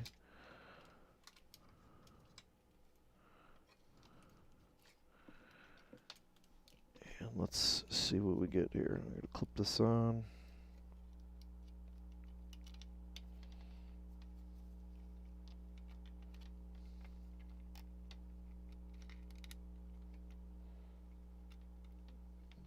Make sure we're not shorted out to that bus bar.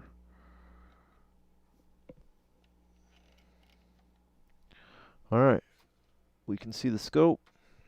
I'm kind of zoomed in a little too far. Let's zoom out a little bit. Alright, here we go. We're going to go power on and see if this kind of crazy restoration has been successful. I'm going to give it... I'm not going through the power cord. The fuse is missing, and in case there is a problem, I still want to be current limited, so I'm just going to use my current limited supply with my terminals that have seen better days. And,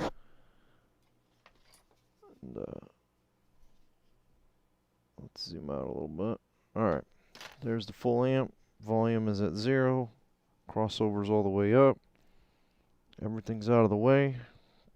Let's power it on and see what happens. Oh, I got power. Let's give it a little volume. There we go. I'm at 59 hertz on my signal generator, and I'm seeing 59 hertz on the scope. Let's give it something a little more reasonable. 38's pretty good. That's where I kind of like to do my testing at. 38 and 30.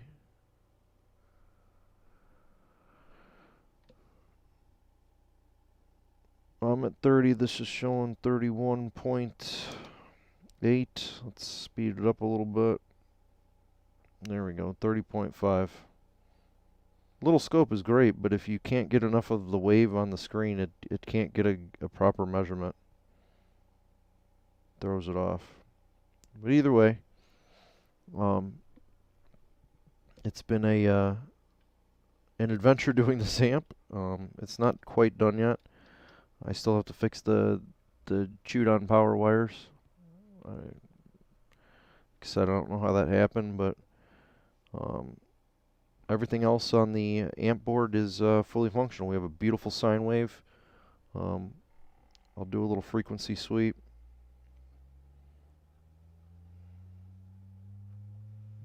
We'll go 100 all the way down. Starts to taper off around 15 hertz, but still has, there's still some action going on there.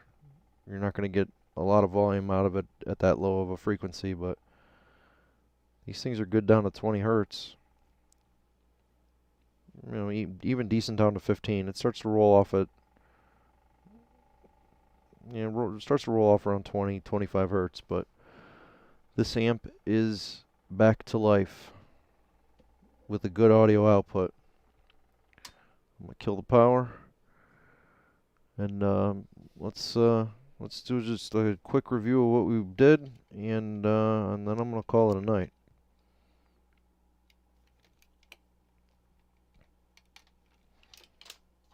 Get that out of the way. Unplug the speaker. Alright, so quick recap for this guy. We had a blown inrush current limiter. We had a blown MOSFET. We had two diodes that were bad on the PDC board. We had a loose main capacitor here with a bad through hole. We did a Q5 upgrade on the transistor that powers the bash board. We recapped the board, and we did through hole repairs for both positive and negative audio jacks. So, a little bit more work than... Oh, we also replaced diode D7 because the lead was mysteriously cut on that. I can't figure that out. A little bit more work than normal, but, this is an amp that would have been in the garbage, and now it's going to end up in somebody's sub and bring their sub back to life. So, appreciate everybody tuning in. It was a little bit longer video than normal, especially for a Klipsch, but you know what? We had some fun doing it. We learned some stuff, and we fixed an amp. That's what it's all about, fixing the amp. So I appreciate everybody tuning in. Any questions or comments, please leave them below. Remember to like and subscribe, and I will see you sometime later this week. Have a good night.